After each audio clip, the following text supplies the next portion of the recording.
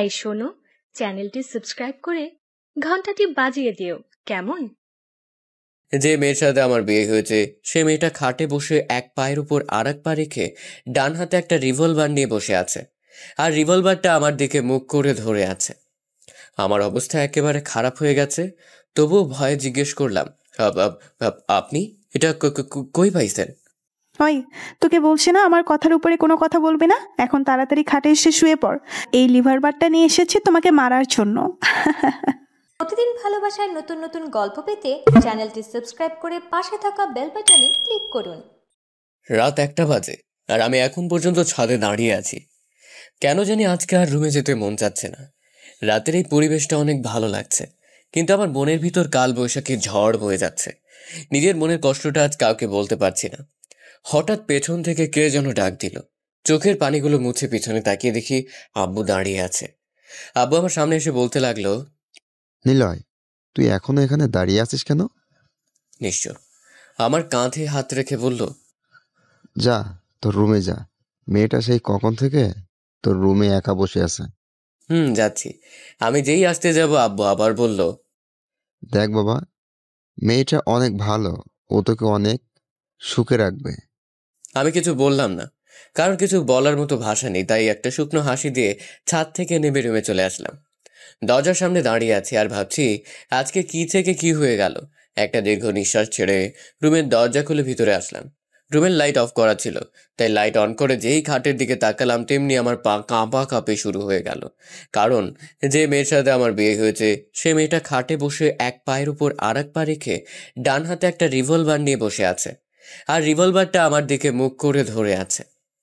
আমার অবস্থা একেবারে খারাপ হয়ে গেছে, তবুও ভয়ে জিজ্ঞেস করলাম, আপনি এটা কই পাইছেন? এটা আমার। মানে? এটা আমার, আর এই লিভার বারটা নিয়ে এসেছি তোমাকে মারার জন্য। আমি আপনাকে কি করেছি যে আপনি আমাকে মারবেন? তুমি এতক্ষণ কোথায় ছিলে? ছাদে ছিলাম। কার সাথে ছিলে? কারোর সাথে না, একা ছিলাম। আচ্ছা যাও, ফ্রেশ হয়ে এসে ঘুমাবো। আপনি ঘুমিয়ে যান, আমার একটু কাজ আছে। ওই, তোর কি কাজ এত রাতে? হ্যাঁ, আমি বলেছি না ফ্রেশ হয়ে আসতে। তাড়াতাড়ি যা, না হলে এই বন্দুক দিয়ে গুলি করে তোর খুলি উড়িয়ে দেব। এত সুন্দর ঝাড়ি খেয়ে আমি এক দৌড়ে ওয়াশরুমে চলে আসলাম। ওয়াশরুমে এসে ফ্রেশ হয়ে বাইরে আসতেই দেখলাম মেয়েটা এখনো সেইভাবেই বসে আছে। আমাকে দেখেই বলল, আজকে কি সেখানে দাঁড়িয়ে থাকবে নাকি ঘুমাবেও? আমি কিছু না বলে খাট থেকে আমার বালিশটা নিয়ে ফ্লোরে যেই শুতে যাব তেমনি মেয়েটা বলল, কি ব্যাপার, তুমি নিচে শুইতেছো কেন? তাহলে কোথায় ঘুমাবো? কেন, খাটে কি জায়গা নেই? না মানে, ওই, কি না মানে করছো? তাড়াতাড়ি খাটে শুয়ে পড়ো।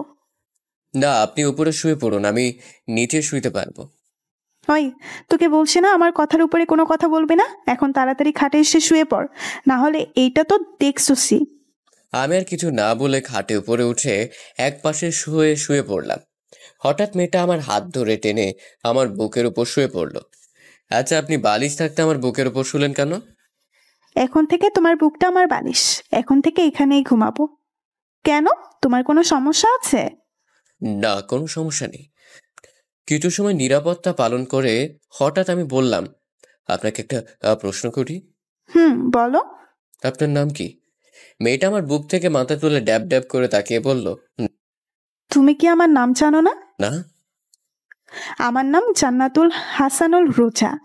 অনেক সুন্দর নাম আপনার। আচ্ছা, আপনি আমার থেকে কয় বছরে বড় হবেন? বেশি না, 5 বছরের বড় হব। আমার থেকে 5 বছরে বড় আপনি? হুম। আচ্ছা, আপনি কি কখনো রিলেশন করেননি? না, ইসলাম ধর্মে বলা হয়েছে প্রত্যেক মেয়ের উচিত শুধু তার স্বামীকে ভালোবাসার। তাই আমি কোনো রিলেশনে জড়াইনি। আর একটা কথা, আমাকে আপনি বলবা না, তুমি করে বলবা, ঠিক আছে? এখন ঘুমাও, অনেক রাত হয়ে গেছে, সকালে উঠে আবার নামাজ পড়তে হবে। এই কথা বলে আবার বুকে মাথা রেখে শুয়ে পড়লো। রোজা আমার বুকে মাথা রেখে ঘুমিয়ে পড়লো। অল্প কিছু সময়ের মধ্যে আমিও ঘুমিয়ে পড়লাম। সকালে এমন মনে হচ্ছে যে কেন আমাকে ধাক্কা দিচ্ছে। চোখ খুলে দেখে একটা পরীর মতো দেখতে একটা মেয়ে আমার সামনে বসে আছে। আমার ঘুম যেন 1 সেকেন্ডের মধ্যে হাওয়া হয়ে গেল। হঠাৎ রোজা বলল, এই কি হলো? এমন ড্যাব ড্যাব করে কি দেখছো?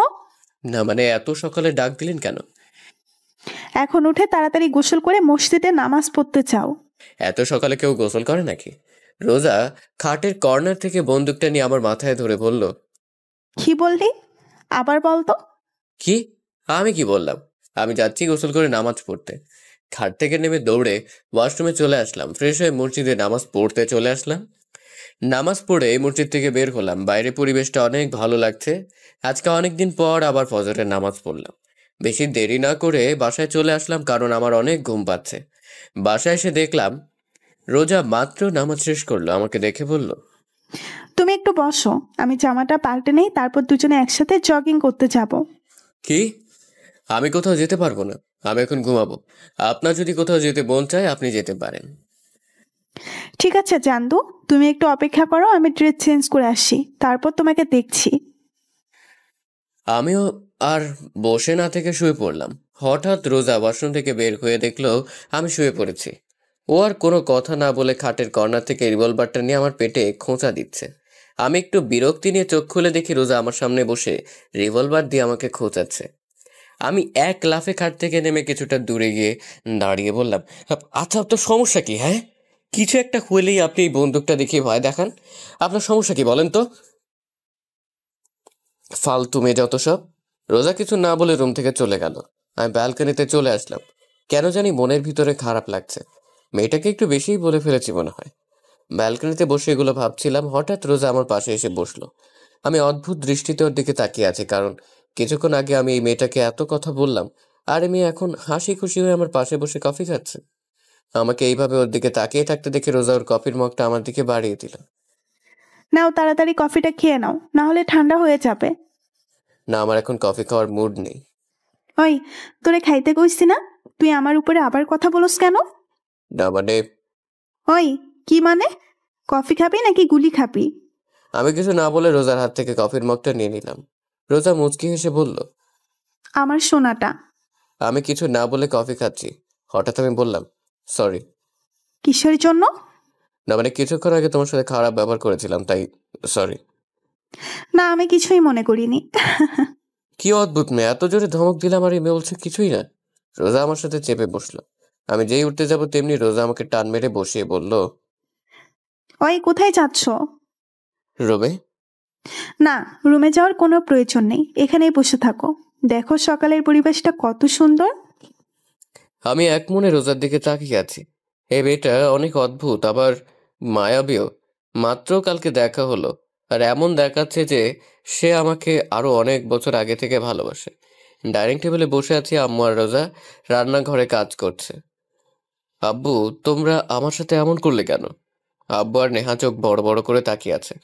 হঠাৎ আব্বু বলল, আমরা আবার তোর সাথে কি করলাম? কিছু জানো না তাই না? আরে কি হয়েছে বলবি তো? তোমরা আমার থেকে 5 বছর বড় এক মেয়েকে আমার সাথে বিয়ে দিয়েছো। কেন করলে আমার সাথে এমন? শোন নীল, বাবা মা সন্তানের জন্য যা করে তা ভালোর জন্যই করে। দেখিস তুইও রোজার সাথে খুশি থাকবি। আব্বু, আমি আরেকজনকে ভালোবাসি, আর আমি এই বিয়ে মানি না। ভাইয়া, কি বলছিস তুই? পাগল হয়ে গেলি নাকি? দেখো নীল, বিয়ে কোনো ছেলে খেলা না। রোজা এখন থেকে তোমার বউ, এটা ভুলে যেও না। আমি এই বিয়ে মানি না, আর আমি বললাম তো আমি আরেকজনকে ভালোবাসি। তুমি যেই মেয়েকে ভালোবাসো সেই মেয়ে একটা বাজে মেয়ে। রাস্তায় রাস্তায় ছেলেদের সাথে চলাফেরা করে। ও তোমাকে নিয়ে খেলছে। আব্বু রেগে গিয়ে বলল, আর আমি কিছু বলতে যাব ঠিক সেই সময় আম্মু আর রোজা রান্নাঘর থেকে নাস্তা তৈরি করে নিয়ে আসলো। রোজা এসে আমার পাশে বসলো। সবাই একসাথে নাস্তা খাওয়া শুরু করলাম। সবাই কথা বলছে, কিন্তু আমি কোনো কথা বলছি না, কারণ আমার তাদের সাথে কথা বলার কোনো মুড নাই। তাই আমি আমার মতো খেয়ে বাইরে চলে আসলাম। আমি আড্ডাখানে আসতেই আমার বন্ধুরা নাইম, তানভীর, সাকিব চায়ের দোকানে বসে আছে। ওদের সামনে আসতেই, কিরে, কালকে আমাদেরকে কিছু না বলে ভার্সিটি থেকে এইভাবে চলে আসলি কেন? না মানে পরিবারে একটু সমস্যা হয়েছিল তাই আর কি। ওরা জানে না যে আমার বিয়ে হয়েছে। আচ্ছা, রেয়ার সাথে তোর কি কোনো কথা হয় নাই?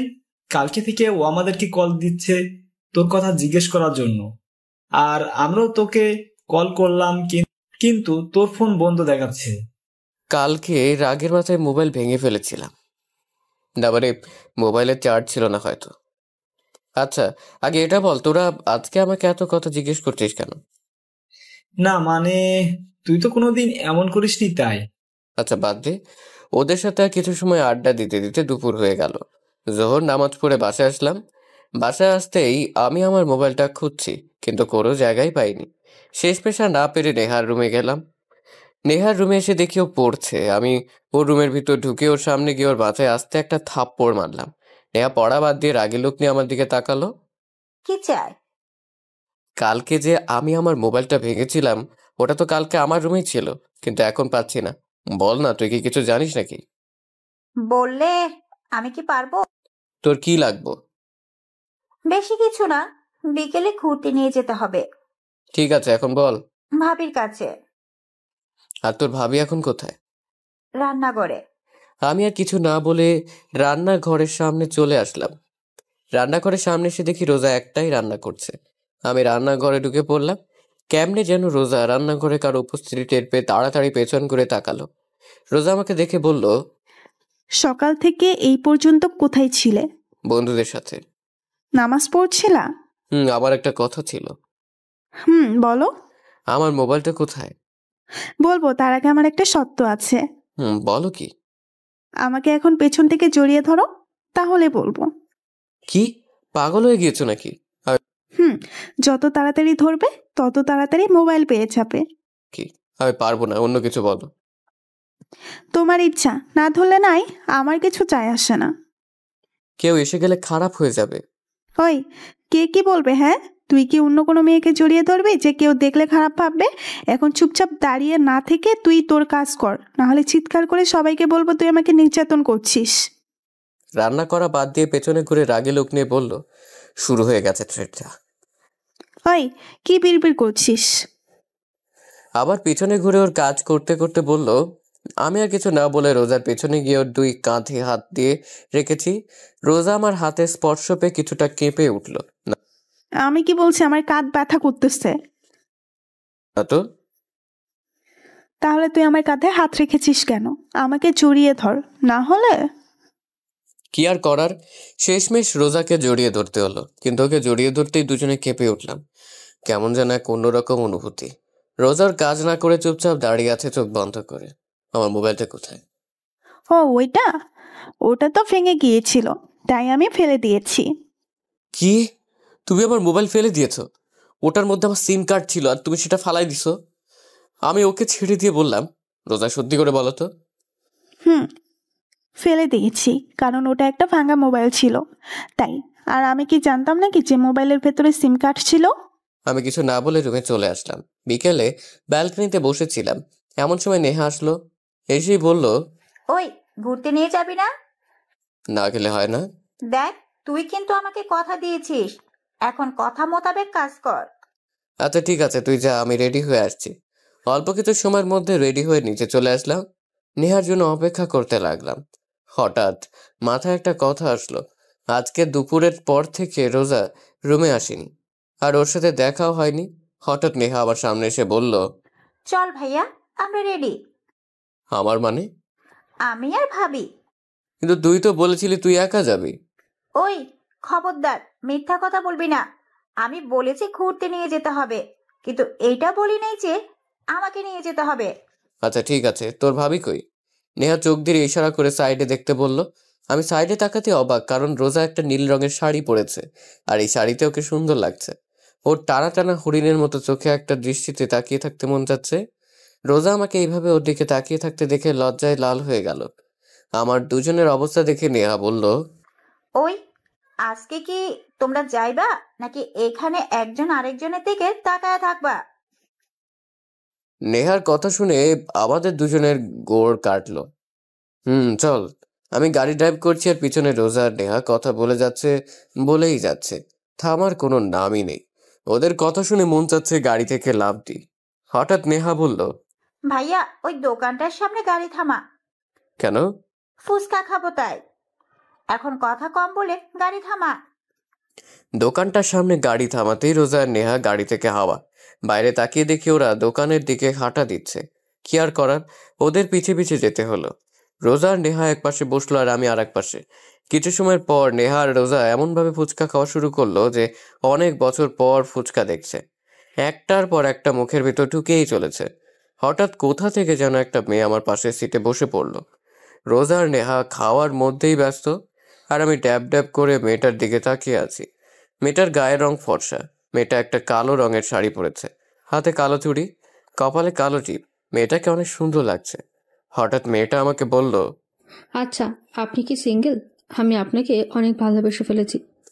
আমি রোজ আর নেহার দিকে তাকিয়ে দেখি নেহা ফুচকা না খেয়ে ড্যাব ড্যাব করে মেয়েটার দিকে তাকিয়ে আছে, কিন্তু রোজা চুপচাপ ফুচকা খেয়েই যাচ্ছে। আমি পুরো অবাক হয়ে গেলাম। স্ত্রীর সামনে নিজের স্বামীকে অন্য মেয়ে প্রপোজ করছে, আর এই মেয়ে কোনো কিছু না করে ফুচকা খাচ্ছে। কি অদ্ভুত মেয়ে।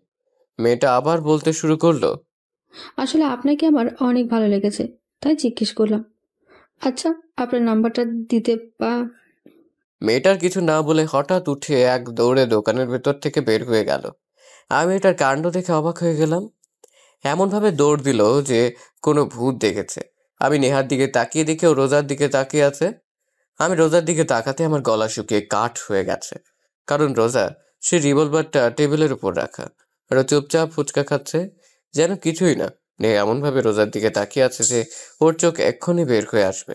আমি কাঁপা কাঁপা কণ্ঠে বললাম, এটা এখানে কোথা থেকে আসলো? ভাবি তার ব্যাগ থেকে বের করলো। রোজা নেহার আর আমার অবস্থা দেখে হেসে উঠল। নেহার কানে কানে কি যেন বলল। হঠাৎ নেহা চিৎকার করে বলে উঠল, সিরিয়াসলি? হুম। ও জানে? না। বলেই ওরা দুজন আমাকে দেখে হেসে গড়াগড়ি খাচ্ছে। আমার অবস্থা খারাপ। তাড়াতাড়ি করে এক গ্লাস পানি খেলাম, বিল দিয়ে এসে গাড়িতে বসলাম। আমি গাড়ি ড্রাইভ করছি আর ওরা দুজন কি যেন নিয়ে হাসাহাসি করছে। আচ্ছা, তুমি কি সব সময় তোমার সাথে এই রিভলভার নিয়ে চলাফেরা করো? হুম। ভয় করে না? যেমন? যদি কোনোদিন তোমার কাছে বন্দুক দেখে পুলিশ তোমাকে ধরে নিয়ে যায়? আমার কথা শুনে ওরা দুজন আবার হাসতে হাসতে গড়াগড়ি খাচ্ছে। আরও কিছু সময় ঘোরাঘুরি করে রাতে বাসায় আসলাম। রাতে রোজা ওয়াশরুমে গেছে। এই সুযোগে আমি রুম থেকে বের হয়ে নেহার রুমের সামনে আসলাম। ওর রুমে এসে দেখি ও মোবাইল চালাচ্ছে। নেহা আমাকে ওর রুমে দেখে মোবাইল চালানো বাদ দিয়ে বলল, ভাইয়া তুই কিছু বলবি? তোকে একটা কথা জিজ্ঞেস করার ছিল। বল। তোর ভাবি ওই সময় তোর কানে কানে কি বলছিল? সেটা তো বলা যাবে না। কেন? এটা ভাবি আর আমার সিক্রেট, তাই তোকে বলা যাবে না। আর অন্যের পার্সোনাল ব্যাপার জানতে তো লজ্জা করে না? নেহার কথা শুনে আমি আহত দৃষ্টিতে ওর দিকে তাকিয়ে আছি। আমার বোন মির্জাফর আর আমি জানতাম না। হঠাৎ পিছন থেকে রোজা বলে উঠল, একদম ঠিক কথা বলেছ নেহা। বলেই নেহার পাশে গিয়ে দাঁড়ালো। আমি রোজার দিকে রাগী দৃষ্টিতে তাকালাম আর কিছু না বলে রুম থেকে বের হয়ে ছাদে গিয়ে দাঁড়ালাম। কিছু সময় পর রোজাও আমার পাশে এসে দাঁড়ালো। আমি রোজার দিকে তাকিয়ে আছি। ওকে অনেক মায়াবী লাগছে। মেয়েটাকে বোঝা প্রচুর মুশকিল। এমন মনে হয় মেয়েটার মনে অনেক রহস্য লুকোনো। হঠাৎ রোজা বলল, রাতের এই পরিবেশটা অনেক ভালো লাগে, তাই না? রোজার দিকে তাকিয়ে বললাম, জানো, আমার একটা ফ্রেন্ড ছিল, ওর সাথে সব কিছু শেয়ার করতাম। প্রতিদিন রাতে ওর সাথে সাথে বসে অনেক আড্ডা দিতাম। ওকে ছাড়া আমার একদিনও ভালো লাগতো না। কিন্তু এইটুকু বলেই রোজা কাঁদতে কাঁদতে ফ্লোরে বসে পড়ল। ও এমনভাবে কান্না করছে যে ওর জীবন থেকে বেশ মূল্যবান কিছু হারিয়ে ফেলেছে। ওর এইভাবে কান্না কেন যেন আমার সহ্য হচ্ছে না। বুকের ভেতর কেমন যেন লাগছে। আমি রোজার পাশে বসে ওর কাঁধে হাত রাখলাম। কি হয়েছিল সেদিন, আর তুমি এমনভাবে কান্না করছো কেন? রোজা কিছু না বলে আমাকে আষ্টে পৃষ্ঠে জড়িয়ে ধরলো আর জোরে কান্না করতে লাগলো। কান্না করতে করতে হঠাৎ রোজা বলল, আমার একটা কথা রাখবে? বলো। কখনো আমাকে একা রেখে চলে যাবে না তো? রোজার কথা শুনে আমি চুপ হয়ে গেলাম। ওর এই প্রশ্নের জবাব কি দিব সেই উত্তর আমার কাছে নেই। কি হলো বলো না, তুমি কি কখনো আমাকে ছেড়ে চলে যাবে? আমি চোখের পানি কেন যেন আমার সহ্য হচ্ছে না। কেন যেন ওর প্রতি কোনো এক মায়া সৃষ্টি হচ্ছে। ওর কান্না মাখা মুখ দেখে আমি বলে উঠলাম, না, কোনোদিনও তোমাকে ছেড়ে যাব না। সবসময় তোমার পাশে থাকবো। রোজা কিছু না বলে আমার বুকে মাথা রেখে বসে থাকলো। আর আমি ভাবতে লাগলাম, আমি তো অন্য কাউকে ভালোবাসি, তাহলে রোজাকে এই কথা কিভাবে বলতে পারলাম? রোজা। এই প্রথম আমি রোজার নাম বলে ডাক দিলাম। রোজা। হালকা ধাক্কা দিয়ে। রোজা এখনো নিশ্চুপ থাকায় বুঝতে পারলাম ও ঘুমিয়ে পড়েছে। রাত 11টা বেজে গেছে আর আকাশের অবস্থা দেখে বোঝা যাচ্ছে বৃষ্টি আসতে পারে। তাই বেশি দেরি না করে রোজাকে সাবধানে কোলে তুলে নিলাম। ছাদ থেকে নেমে রুমে যাচ্ছি, এমন সময় আমাদের সামনে নেহা এসে হাজির। তো এত রাতে কোথা থেকে আসা হলো? হুম হুম। চুপ, হাসতে বল, রোজা ঘুমিয়ে পড়েছে। ও, তুই কি করছিস? এত রোমান্টিক একটা সময় ভাবি তোর কোলে একটা ছবি তো তুলতেই হবে। নেহার ছবি তোলা হয়ে গেলে আমরা রুমে চলে আসলাম। রোজাকে বিছানায় শুয়ে দিলাম। আমি ওর অপর পাশে শুয়ে পড়লাম, রোজা ডেকে মুখ করে। ঘুমন্ত অবস্থায় রোজাকে অনেক মায়াবতী লাগছে। কান্না করার ফলে ওর দু চোখ ফুলে গেছে, নাক লাল হয়ে গেছে। ওকে দেখে আমার এক অন্যরকম অনুভূতি কাজ করছে। কেন যেন এখন আর রিয়ার কথা মনে পড়ছে না। মন চাচ্ছে রোজার সাথেই থাকি সব সময়। এইসব ভাবতে ভাবতে কখন যে ঘুমিয়ে পড়লাম মনে নেই। সকালে ঘুম থেকে উঠে দেখলাম রোজা আমার বুকের উপরে মাথা রেখে গুটিসুটি মেরে শুয়ে আছে। রোজাকে বুকের উপর থেকে সরিয়ে একপাশে শুয়ে দিলাম।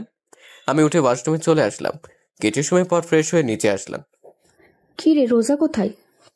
ও ঘুমোচ্ছে। ও, তো এখন কি ভার্সিটিতে যাবা? নেহা কি যাবে না? নেহা তো ওর ফ্রেন্ডের সাথে চলে গেছে।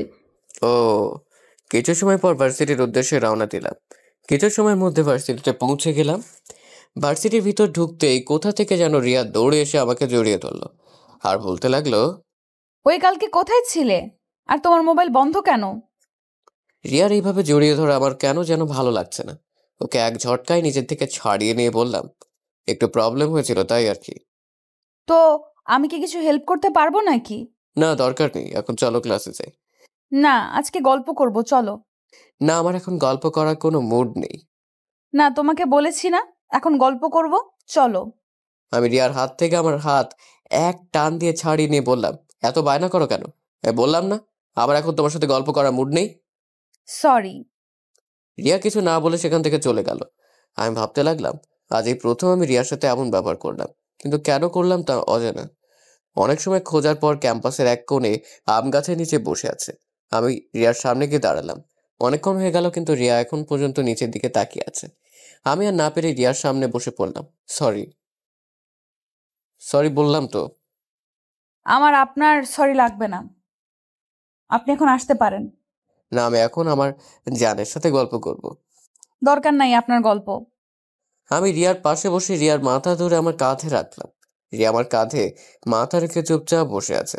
এখন আমি কি কোনো কথা না বলার প্রতিজ্ঞা করেছ?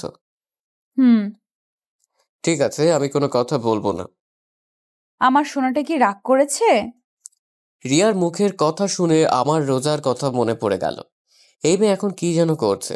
হঠাৎ রিয়া হালকা ধাক্কা দিয়ে বলল, কি হলো, কি ভাবছো? না কিছু। রিয়ার সাথে গল্প করছি, হঠাৎ ক্যাম্পাসে পুলিশের গাড়ি ঢুকলো। ক্যাম্পাসে সবাই গাড়ির দিকে তাকিয়ে আছে। হঠাৎ পুলিশের গাড়ির ভেতর থেকে একজন লোক বের হয়ে আমাদের দিকে আসতে লাগলো। আমি আর রিয়া কিছুটা ভয় পেয়ে গেলাম।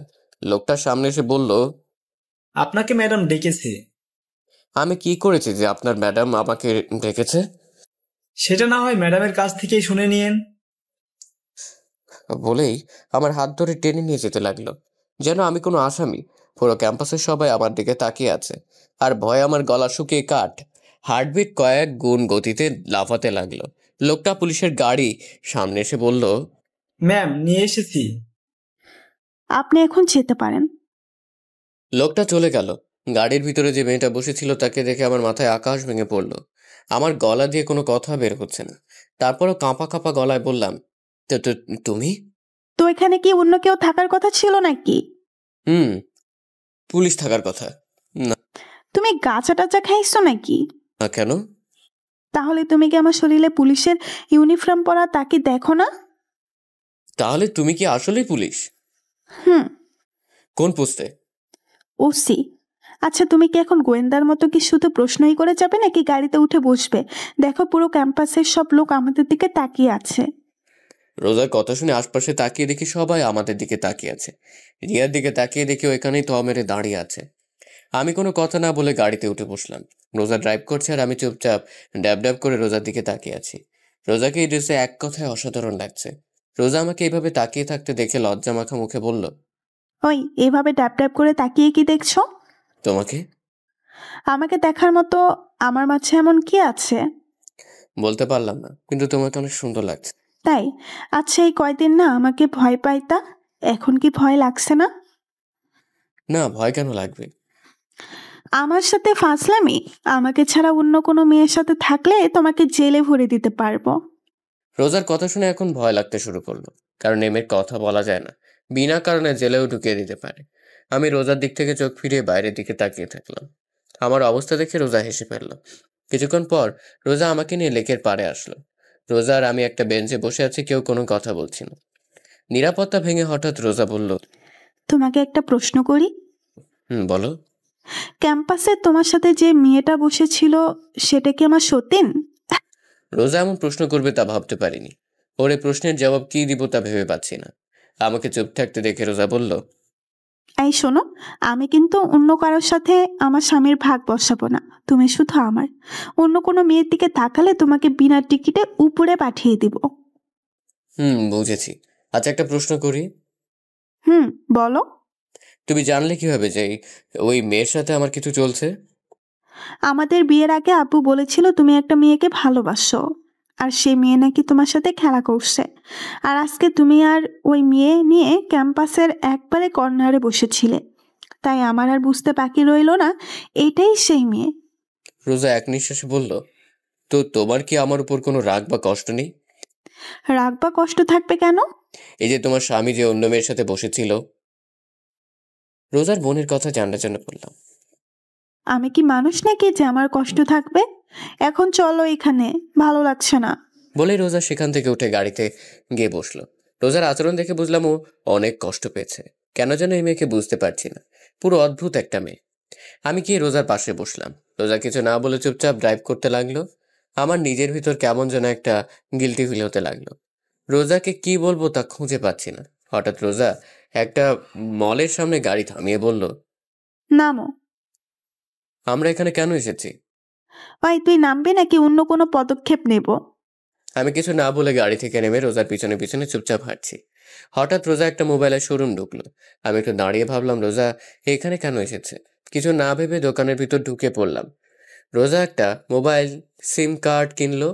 আমি চুপচাপ দেখে যাচ্ছি। মোবাইলটা দেখে আমার লোভ এসে পড়লো, মন চাচ্ছে যদি এই মোবাইলটা আমার হতো। রোজা বিল পেমেন্ট করে আবার বেরিয়ে পড়লো। আমিও রোজার পিছিয়ে পিছিয়ে বের হয়ে গাড়িতে বসলাম। কিছুক্ষণ পর রোজা একটা রেস্টুরেন্টের সামনে গিয়ে গাড়ি থামালাম। আমার দিকে তাকাতে আমি গাড়ি থেকে নেমে পড়লাম। রোজার আমি রেস্টুরেন্ট থেকে লাঞ্চ করলাম, কিন্তু রোজা আমার সাথে কোনো প্রকার কথাও বলেনি। আর একটা লজ্জাজনক কথা, সব পেমেন্ট রোজাই করেছে, কারণ আমি বেকার। কিছু সময় পর দুজনেই বাসায় চলে আসলাম। বাসায় আসতেই আম্মু রোজাকে ডাকলো। রোজা কিছু না বলে রুমে চলে গেল। আম্মু আমাকে দেখে আমার সামনে এসে বলল, কি রে, রোজার আবার কি হলো? কই কিছু না তো। দেখ নীল, আমার সাথে মিথ্যা কথা বলবি না, বল কি হয়েছে? ও আমার সাথে একটু রাগ করেছে, এতটুকুই। আর কি নিয়ে রাগ করেছে? তেমন কিছু না। আমি এখন রুমে গেলাম বলে ওখান থেকে চলে আসলাম। রুমের সামনে এসে দেখি রোজা মার্কেট থেকে যেই মোবাইলটা কিনেছিল সেটা চালাচ্ছে। আমাকে দেখেও না দেখার ভান করে এক মনে মোবাইল চালাতে লাগলো। আমি কিছু না বলে ওয়াশরুমে চলে গেলাম। ওয়াশরুমে এসে ভাবতে লাগলাম যে ওর রাগ ভাগানো যায় কিভাবে, কিন্তু কোনো আইডিয়া পেলাম না। ওয়াশরুম থেকে বের হয়ে দেখলাম রোজা আগের মতোই খাটে বসে মোবাইল গোতাচ্ছে। আমি চুপচাপ রোজার পাশে গিয়ে বসে থাকলাম, কিন্তু এই মাইয়ার সেই জায়গায় কোনো খেয়ালই নেই। আমি ড্যাব ড্যাব করে ওর দিকে তাকিয়ে আছি, আরও এক মনে মোবাইলের দিকে। আমি এবার মাথা নিচু করে বসে রইলাম। হঠাৎ রোজা আমার দিকে ঘুরে বসে একটা মোবাইল বাড়িয়ে দিল। আমি ড্যাব ড্যাব করে ওর দিকে তাকিয়ে আছি। আমাকে এইভাবে তাকিয়ে থাকতে দেখেও বলল, এইভাবে তাকানোর কিছুই নেই, তোমার মোবাইল নেই, সেই জন্য এটা তোমাকে দিলাম। রোজার দিকে তাকিয়ে মনে মনে বললাম, কিপটুস কিপটা। ও আমাকে ওর পুরনো মোবাইলটা ধরিয়ে দিল, আর আমি ভেবেছিলাম ও আমাকে এই নতুন মোবাইলটা দিবে। আমি মুখ কালো করে রোজার দিকে তাকিয়ে আছি, আর রোজা এই ইমোজির মতো আমার দিকে তাকিয়ে আছে। আমি রোজার হাত থেকে মোবাইলটা নিয়ে নিলাম। হঠাৎ রোজা আমাকে বলল, এই একটু সামনে এসো, তোমাকে একটা কথা বলার ছিল। আমি রোজার দিকে একটু আগাতেই রোজা বলল, জানো, এই মোবাইলটা আমার অনেক দিন ধরে কেনার শখ ছিল, তাই এটা আমি রেখেছিলাম। আর আমার এই মোবাইলটা যখন পূরণ হয়ে গেছে, তাই এটা তুমি রেখে দাও। রোজার কথা শুনে আমি হেসে উঠলাম। রোজা আমার দিকে অদ্ভুত দৃষ্টিতে তাকিয়ে আছে। হাসতো কেন? তুমি তোমার মোবাইলটা দিয়ে অনেক বড় উপকার করলে। মানে? তুমি তো আমাকে তোমার মোবাইল দিয়ে দিলে, তাই এখন আর মোবাইল কেনার কোনো প্রয়োজন নেই। আর আব্বু তো জানে যে আমার মোবাইল নেই, আর আব্বুর থেকে মোবাইল কেনার জন্য ফাও টাকা পাবো, বুঝেছ? কিন্তু এ কি, এই মাইয়া কি পাগল হয়ে গেল নাকি? রোজা হাসতে হাসতে বিছানায় গড়াগড়ি খাচ্ছে, কিন্তু আমি কিছুই বুঝতে পারছি না এখানে হাসার কি আছে। হাসছো কেন? দাঁড়াও, আগে হেসে নেই, তারপর বলছি। আমি কি কোনো যোগ করেছি? কি হুম, কি? রোজা একটু হাসি থামিয়ে বলল, তোমার মতে আমি কি আমার টাকা দিয়েই মোবাইল কিনেছি? হুম। এই মোবাইল কেনার টাকা আব্বু আমাকে দিয়েছে আর বলেছিল তোমাকে একটা ভালো মোবাইল কিনে দিতে। এখন হয়তো বুঝেছো। বলে আবার হাসতে লাগলো। তোমার আব্বু টাকা দিয়েছিল আমাকে মোবাইল কিনে দিতে? হুম, তোমার আব্বু দিয়েছে। আমি বুকে হাত দিয়ে বিছানায় চিত হয়ে শুয়ে পড়লাম আর বলতে লাগলাম, আমার টাকা, আমার মোবাইল, অনেক বড় একটা শখ খেয়েছি। আমার অবস্থা দেখে রোজা আমার সামনে এসে বলল, কি হয়েছে তোমার? এমন করছো কেন? আমার টাকা, আমার মোবাইল। আচ্ছা, টাকার বদলে অন্য কিছু দিলে হবে নাকি? ওই মোবাইলটা আমাকে দিলে খুশি হতাম। না, তা হবে না। অন্য কিছু লাগলে বলো। দা, আমার অন্য আর কিছু লাগবে না, কারণ রোজার হাবভাব ঠিক লাগছে না। বলে যেই উঠতে যাব, রোজা আমার বাম হাত ধরে টান মেরে আবার শুয়ে দিয়ে আমার বুকের উপর উঠে বসলো আর বলতে লাগলো, ওই কই যাচ্ছ? ও ও ওয়াশরুমে যাচ্ছিলাম। কিছু সময় আগে না ওয়াশরুমে গিয়েছিলাম? আবার যেতে মন চাচ্ছিল। কেন? ওয়াশরুমে কি ওই ডাইনি বুড়ি রিয়া আছে নাকি? হুম। কি বললি? আবার বলতো। না মানে, মানে কি নাম মানে বলছিস? ভালো মতো বল। আমি যেই কিছু বলতে যাব তার আগেই রোজার মুখ আমার সামনে নিয়ে আসলো। রোজার নিঃশ্বাস আমার মুখে পড়ছে আর আমার নিঃশ্বাস রোজার মুখে। রোজা কিছুটা কেঁপে উঠল ও এক দৃষ্টিতে আমার চোখের দিকে তাকিয়ে আছে। আমি চোখ সরিয়ে নিলাম। যেই রোজাকে সরাতে যাব তার আগেই রোজা আমার ঠোঁটের ওর আয়ত্তে নিয়ে নিল। প্রায় 6 মিনিট পাগলের মতো কিস করার পর হঠাৎ আমার নিঃশ্বাস বন্ধ হয়ে যাচ্ছে, তাই রোজাকে ধাক্কা দিয়ে সরিয়ে ফেললাম। দুজনেই হাঁপাতে লাগলাম। রোজা বলল, ওই, তুমি আমাকে সরালে কেন? এমন পাগলের মতো কেউ কিস করে? আর একটু হলে মরে গিয়েছিলাম। আমার স্বামীকে আমি মেরে ফেলবো, কিস করব, তাতে তোমার কি? আচ্ছা, তোমার কি লজ্জা করে না? কেন লজ্জা করবে? তোমার থেকে বয়সে একটা ছোট ছেলেকে কিস করতে। আর এই বয়সে কম ছেলেটা আমার স্বামী, আমার যেমন চাইবে আমি তাই করব। বলেই রোজা চলে গেল আর আমি ছাদে চলে আসলাম। ছাদে এক কর্নারে দাঁড়িয়ে ভাবতে লাগলাম, এখন মনে হচ্ছে রোজার জন্য আমার মনে ভালোবাসা জন্ম নিয়েছে। ওর এই পাগলামোগুলো কেন যেন ভালো লাগছে। তাহলে কি আমি রোজাকে ভালোবেসে ফেলেছি? কিন্তু আমি তো রিয়াকে ভালোবাসি। রাতে সবার সাথে খাওয়া দাওয়া করে রুমে এসে খাটে বসে রোজার দেওয়া মোবাইলটা হাতে নিয়ে দেখতে লাগলাম আর ভাবছি মোবাইলটা চালু করবো নাকি। বেশি কিছু না ভাবে মোবাইলটা অন করলাম। মোবাইলে ওয়ালপেপার দেখে আমি একটু অবাক হলাম, কারণ সেদিন রাতে নেহা আমার আর রোজার যে ছবিটা তুলেছিল সেটা দিয়ে রেখেছে। তার মানে সেই রাতের ঘটনা রোজা নেহার থেকে শুনেছে। ওসব ভাবছি, হঠাৎ রোজা রুমে ঢুকলেন। কিছু না বলে রুমের দরজা লাগিয়ে আমার সামনে এসে বলল, আমি এখন ঘুমাবো। তো ঘুমিয়ে যাও, আমি কি তোমাকে ধরে রেখেছি নাকি? তুমি কি ঘুমাবে না? হুম। তাহলে ঘুমাও, এত রাতে ফোন চালাচ্ছ কেন? তুমি ঘুমিয়ে পড়ো, আমি একটু পর ঘুমাবো। বুঝেছি, ভালোভাবে বললে হবে না। বলে রোজা খাটের উপর উঠে আমার হাত থেকে মোবাইলটা নিয়ে নিল। আমি শুধু নির্বাক দর্শক হিসেবে তাকিয়ে আছি। মোবাইলটা সাইডে রেখে আমার হাত টান মেরে শুয়ে দিয়ে ও আমার বুকের উপর শুয়ে পড়ল। আমি এখনো নির্বাক দর্শক হিসেবে তাকিয়ে আছি। এটা কি হলো? কোথায় আবার কি হলো? তুমি আমার উপর কেন শুয়েছ? বিছানায় তো বালিশ আছে, এখানে সব। আমার বালিশ শুধু তুমি। নয়, হ্যাঁ। এখন কথা কম বলে শুয়ে পড়ো, অনেক রাত হয়েছে। আমি আর কিছু বললাম না, কারণ এই মেয়ের সাথে কথায় পেরে ওঠা অসম্ভব। কিছুক্ষণের মধ্যে আমরা ঘুমিয়ে পড়লাম। সকালে ঘুম থেকে উঠে দেখলাম রোজা প্রতিদিনের মতো আমার বুকের উপর মাথা রেখে শুয়ে আছে। আজকে কেন জানি ওর এইভাবে শুয়ে থাকা আমার ভালো লাগছে। আমার ডান হাতটা দিয়ে ওর মুখের উপর আসা চুলগুলো ওর কানের পিছনে গুঁজে দিলাম। ও কিছুটা নেড়ে উঠল। কিছুক্ষণ এক দৃষ্টিতে ওর দিকে তাকিয়ে থাকলাম। ওকে অনেক রূপবর্তী দেখাচ্ছে। রোজাকে সাবধানে বুকের উপর থেকে উঠিয়ে সাইডে শুয়ে দিলাম। আমি উঠে ফ্রেশ হয়ে নাস্তা করে ভার্সিটির উদ্দেশ্যে বেরিয়ে পড়লাম। রিয়াকে কি বলবো তা ভাবতে ভাবতে ভার্সিটির সামনে চলে আসলাম। ভার্সিটির সামনে আসতেই দেখলাম রিয়া গেটের সামনে দাঁড়িয়ে আছে। ওকে দেখে বোঝা যাচ্ছে ও কারোর জন্য অপেক্ষা করছে।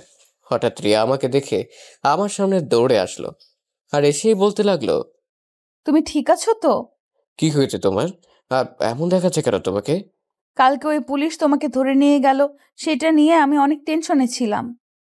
ও, ওটা আমার এক পরিচিত কাজিন ছিল। মিথ্যা কথা বলতে হলো। ও, আমি তো ভয় পেয়ে গেছিলাম। আচ্ছা, এটা বলো, এখানে কার জন্য অপেক্ষা করছিলে? তোমার জন্য অপেক্ষা করছিলাম।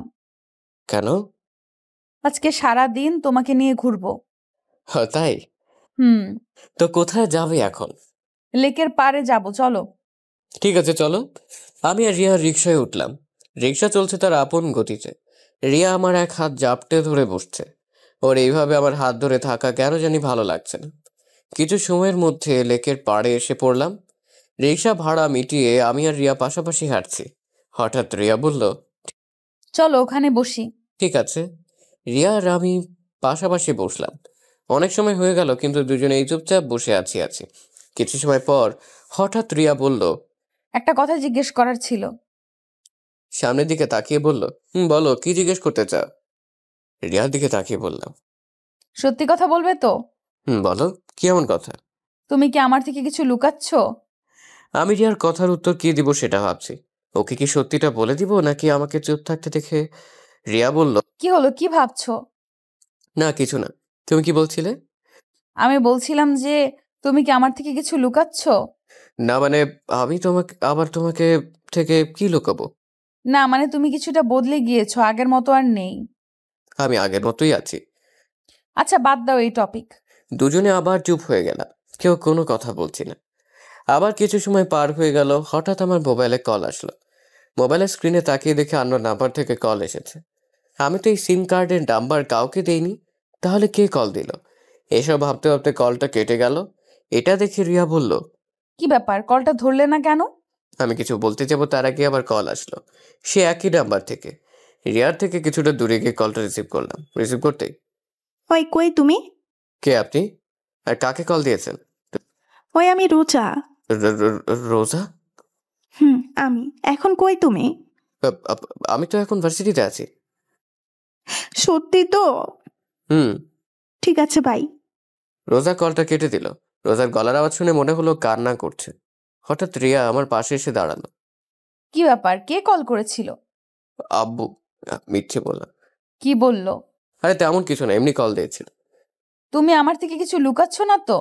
আরে বাবা, আমি আবার কি লুকাবো? আচ্ছা, এখন কি খাবে বলো? কথা ঘুরানোর জন্য বললাম। চলো ফুচকা খাবো। ঠিক আছে, চলো। তারপর রিয়া আর আমি ফুচকার দোকানে ঢুকলাম। রিয়া ফুচকা খাচ্ছে আর মাঝে মাঝে আমার মুখে একটা ফুচকা তুলে দিচ্ছে। ওর সাথে সময় কাটাতে আমার অনেক ভালো লাগে, কিন্তু আজকে কেন যেন ভালো লাগছে না। মনে শুধু রোজার কথাই মনে পড়ছে। হঠাৎ মনে করলো এতক্ষণে তো ভার্সিটির সময় শেষ। হঠাৎ আমার মোবাইলে আবার কার যেন কল আসলো। পকেট থেকে মোবাইলটা বের করে স্ক্রিনে তাকিয়ে দেখি রোজা আবার কল করেছে। কিছু না ভেবে কলটা কেটে দিলাম। কলটা কেটে দিয়ে রিয়াকে বললাম, রিয়া, আমার এখন যেতে হবে, একটা জরুরি কাজ আছে। না, আজকে আমরা সারাদিন ঘুরবো। তোমাকে আজকে সারাদিন আমার সাথে থাকতে হবে। রিয়া, প্লিজ বোঝার চেষ্টা করো, আমার এখন যেতে হবে। রিয়া হালকা কেঁপে উঠল, কারণ আমি কখনো ওর সাথে এভাবে কথা বলিনি। আচ্ছা ঠিক আছে, যাও। আর সরি। আমি বুঝতে পারলাম ওর সাথে এমনভাবে কথা বলা ঠিক হয়নি। আমি রিয়াকে বুকের সাথে জড়িয়ে ধরে বললাম, সরি, প্লিজ কষ্ট পেও না, একটু রাগ উঠে গিয়েছিল। প্লিজ শোনা, কথা বলো প্লিজ। তুমি বদলে গিয়েছো, তুমি আর আগের মতো নেই। বলে রিয়া সেখান থেকে চলে গেল। আমি বিল পেমেন্ট করে দোকান থেকে বের হয়ে আসলাম। রাস্তায় এসে দাঁড়িয়ে আছি। নিজের উপর প্রচুর রাগ হচ্ছে, কিন্তু কারণ খুঁজে পাচ্ছি না। হঠাৎ আবার মোবাইলে রোজার কল আসলো। আমি কল রিসিভ করে বললাম, আচ্ছা কি সমস্যা আপনার, বলেন তো? মানে? এত কল করছেন কেন? না মানে, অনেক সময় হয়ে গেছে, ভার্সিটি থেকে আসতো না, তাই ফোন করছি। আমি কি এখন আপনার কথায় চলবো নাকি? আমার যখন বাসা আসতে মন চাইবে আমি তখন আসবো। আর শোনেন, আমাকে কল দিয়ে বেশি বিরক্ত করবেন না। বলেই কল কেটে দিলাম। অনেক রাগ হচ্ছে রোজার উপর। কেন যে আব্বু এই মেয়েটার সাথে আমাকে বিয়ে দিল? কয়েকদিনের মধ্যে আমার আরামের জীবনটাকে তছনছ করে দিল। যত তাড়াতাড়ি সম্ভব এই মেয়েকে আমার জীবন থেকে সরাতেই হবে। মোবাইলটা অফ করে দিলাম। আনমনে রাস্তায় হাঁটতে লাগলাম। এভাবে রাত 11টা বেজে গেল। এখন আর রাগ নেই, এখন শুধু ভয় করতেছে বাসায় গেলে আব্বুকে কিভাবে ম্যানেজ করবো। ভয়ে ভয়ে বাসার দিকে পা বাড়াতে লাগলাম। কিছু সময়ের মধ্যে বাসায় পৌঁছালাম। ডুপ্লিকেট চাবি দিয়ে বাসার দরজা খুলে টিপ টিপে হেঁটে হলরুমে সিঁড়ি দিয়ে উঠতে যাব। হঠাৎ ডাইনিং টেবিলের দিকে চোখ যেতে দেখলাম রোজা চেয়ারে বসে টেবিলের ওপর মাথা রেখে শুয়ে আছে। ওকে দেখে মনে হচ্ছে অনেক সময় ধরে এখানে বসেছিল। ওর জন্য একটু খারাপ লাগলো। আস্তে আস্তে রোজার দিকে এগিয়ে গেলাম। রোজার পাশের টেবিলে বসে টেবিলে নক করলাম। 4 থেকে 5 বার টেবিলে আওয়াজ করার পর রোজার ঘুম ভাঙল। হলরুমের লাইট জ্বালানোই ছিল। রোজার মুখ তুলতে আমার কলিজা কেঁপে উঠল, কারণ রোজার চোখের নিচে কালি পড়ে গিয়েছে। দু চোখ একেবারে ফুলে গেছে, নাক ও গাল একেবারে লাল হয়ে আছে। যে মেয়েকে আমি সকালে ভালো দেখেছিলাম, সে মেয়ের অবস্থা দেখে আমার পায়ের নিচের থেকে মাটি সরে গেল। আমি এক দৃষ্টিতে রোজার দিকে তাকিয়ে আছি। হঠাৎ রোজা বলল, ও তুমি আসছো, বসো, তোমাকে খাবার দিচ্ছি। বলে একটা প্লেটে খাবার বাড়তে শুরু করলো। আমি রোজাকে দেখে অবাক না হয়ে পারছি না, কারণ যে মেয়ে আমাকে কথায় কথায় ট্রিট দিত, একটু ভুল করলে আমার অবস্থা টাইট করে দিত, আর আমি সারাদিন বাইরে ছিলাম, ওর কলও রিসিভ করিনি, কোথায় আমার উপর রেগে থাকবে, কিন্তু তা না করেও একেবারে শান্ত হয়ে আছে। আমার একটু ভয় হতে লাগলো, কারণ রোজার এই রূপ আমার মোটেও সুবিধার মনে হচ্ছে না। আর ওর চেহারার অবস্থা এমন কেন? হঠাৎ রোজা বলল, কি হলো, কি দেখছো, খাবার খাচ্ছ না কেন? আমি কিছু না বলে চুপচাপ খাবার খেতে লাগলাম। কি বলবো ওকে সেটাই ভেবে পাচ্ছি না, কারণ আজকে সকালে ওর সাথে যেভাবে কথা বলেছিলাম তা ভেবে বুঝতে পারছি কি থেকে শুরু করব। হঠাৎ আমি নিচের দিকে তাকিয়ে বলতে লাগলাম, সরি, আসলে আজকে তুমি যখন কল দিয়েছিলে তখন আমার মুড একটু খারাপ ছিল, আর সেই সময় তুমি কল দিয়েছিলে, তাই তোমাকে একটু বেশিই বলে দিয়েছিলাম। প্লিজ আমাকে মাফ করে দাও। আমি আসলে আমি কথাগুলো বলতে বলতে রোজার দিকে তাকাতেই দেখি ও আবার টেবিলের উপর মাথা রেখে ঘুমিয়ে পড়েছে। আমি টেবিল থেকে উঠে হাত ধুয়ে আসলাম, রোজার সামনে এসে দাঁড়িয়ে রইলাম। এই মেয়েটা এমন অদ্ভুত কেন, যে কোনো জায়গায় ঘুমিয়ে পড়ে। এখন আবার ওকে কোলে করে রুমে নিয়ে যেতে হবে। মুচকি এসে যেই রোজার শরীরে যেই হাত রাখলাম, তেমন আমি 2 কদম পিছিয়ে চলে গেলাম, কারণ রোজার শরীর জ্বরে পুড়ে যাচ্ছে। আমি অনেক ঘাবড়ে গেলাম। এখন কি করব কিছুই মাথায় আসছে না। আমি তাড়াতাড়ি করে রোজার কাছে গিয়ে ওকে কোলে তুলে নিলাম। রোজাকে কোলে নিয়ে রুমে চলে আসলাম। এসেই রোজাকে বিছানায় শুয়ে দিয়ে দৌড় দিয়ে ওয়াশরুমে চলে গেলাম। একটা বালতির মধ্যে পানি এনে কাপড় দিয়ে রোজার মাথায় পানি পট্টি দিতে লাগলাম। হঠাৎ খেয়াল করলাম রোজা কাঁপছে। বিছানার সাইড থেকে কম্বলটা নিয়ে রোজার গায়ে জড়িয়ে দিলাম। রোজা কম্বলটাকে আষ্টে পৃষ্ঠে জড়িয়ে ধরলো, আর আমি ওর মাথার পাশে বসে পানি পট্টি দিতে লাগলাম আর ভাবতে লাগলাম, রোজার আজকে যে অবস্থা তার জন্য একমাত্র দায়ী আমি। আমার জন্যই হয়তো এমন হয়েছে। আজকে ওকে শুধু শুধু এতগুলো কথা শুনিয়েছিলাম। সারাটা দিন মেয়েটা কতবার কল করেছিল, কিন্তু একটা বারও ওর কল রিসিভ করিনি। কত যেন কষ্ট পেয়েছে। আর গাধার মতো এসে আমি ওকে রেখে খেতে বসে গেলাম। একটা বারও জিজ্ঞেস করলাম না যে তুমি খেয়েছো কিনা। নিজের উপর অনেক রাগ হতে লাগলো। হঠাৎ এমন মনে হলো আমার গাল বেয়ে পানি গড়িয়ে পড়ছে। এক হাত দিয়ে চেহারায় হাত দিয়ে দেখে আমার চোখে পানি। আমার চোখের পানিটা মায়ার নাকি কষ্টের সেটাও আছে না। আমি শেষবার কবে কেঁদেছিলাম সেটা আমার মনে নেই। কেন যে মেয়েটাকে এত কষ্ট দিতে গেলাম, রোজার চেহারা দিকে তাকালেই কেন জানি আমার অনেক কষ্ট হচ্ছে। এইভাবে সারা রাত রোজার মাথায় পানি ঢালতে ঢালতে সকাল হয়ে গেল। সকাল 6টা। এখন রোজার শরীরের জ্বর কিছুটা কমে এসেছে। হঠাৎ আমি রোজার জামার দিকে খেয়াল করে দেখলাম পানি ঢালতে ঢালতে ওর জামা বেশ খানিকটা ভিজে গিয়েছে। এখন হলো আর এক সমস্যা, রোজার জামা চেঞ্জ করা যায় কিভাবে। কিছু সময় ভেবে আমি রুম থেকে বের হয়ে নেহার রুমের সামনে আসলাম। নেহার রুমের সামনে এসে বেশ খানিকটা সময় ধরে নেহাকে ডাকার পর নেহার দরজা খুলতেই বলল, কি হয়েছে, সমস্যা কি? আপনি এত সকালে আমাকে ডাকছেন কেন? নেহা আমার সাথে এতটুকু বলেই চুপ হয়ে গেলাম, কারণ আমার বোন আমাকে আপনি করে বলছে। কি হলো বোন, তুই আমাকে আপনি করে বলছিস কেন? নেহার হাত ধরে বললাম। নেহা এক ঝটকায় হাতটা সরিয়ে নিয়ে আমার থেকে 2 কদম পিছিয়ে গিয়ে বলতে লাগলো, আমার ইচ্ছে আমি কাকে কি বলে ডাকবো, আর আপনি আমার ভাইয়া না, আর আমি আপনার কোনো বোন না। আমি অবাকের উপর অবাক হচ্ছি, কারণ কি এমন হয়েছে যার কারণে নেহা আমার সাথে এমন ব্যবহার করছে। কেন জানি ওর কথাগুলো আমার ভিতরে কেমন যেন ব্যথা অনুভব হতে লাগলো। হঠাৎ নেহা আমার মুখের সামনে চুটকি বাজিয়ে বলল, কি হলো, আপনি কেন এসেছেন এখানে? রোজার আর বলতে দিল না, তার আগেই নেহা বলল, কি হয়েছে ভাবি? কি বলেন, কি হয়েছে ভাবি? আমি কিছু বলার আগেই নেহা আমার পাশ কাটিয়ে আমার রুমের দিকে দৌড় দিল। আমি দাঁড়িয়ে না থেকে নেহার পিছনে পিছনে গেলাম। নেহার রুমের ভিতর ঢুকে রোজার অবস্থা দেখে আমার দিকে রাগে দৃষ্টিতে তাকালো। এমনভাবে আমার দিকে তাকালো যে আমি কোনো জেলের আসামি। নেহা আমার সামনে এসে বলল, কি করেছেন আপনি ভাবির সাথে? রাতে আমি আর রোজা খাবার টেবিলে বসেছিলাম। আমি খাবার কাছে হঠাৎ দেখি রোজা কিছুটা কাঁপছে। আমি ভেবেছিলাম হয়তো এমনই। তারপর হাত ধুয়ে এসে যখন ওর ডাক দিলাম কিন্তু উঠলো না। ওর শরীরে হাত দিয়ে দেখি ওর শরীরে প্রচুর জ্বর এসেছে। তারপর ওকে রুমে নিয়ে এসে পানি পট্টি দিতে দিতে ওর জামা ভিজে গেছে, তাই তোকে ডাক দিয়েছি। আচ্ছা, ভাবি কি আপনাকে কিছু বলেনি? না। একবারও কি রুমের অবস্থা দেখেছেন?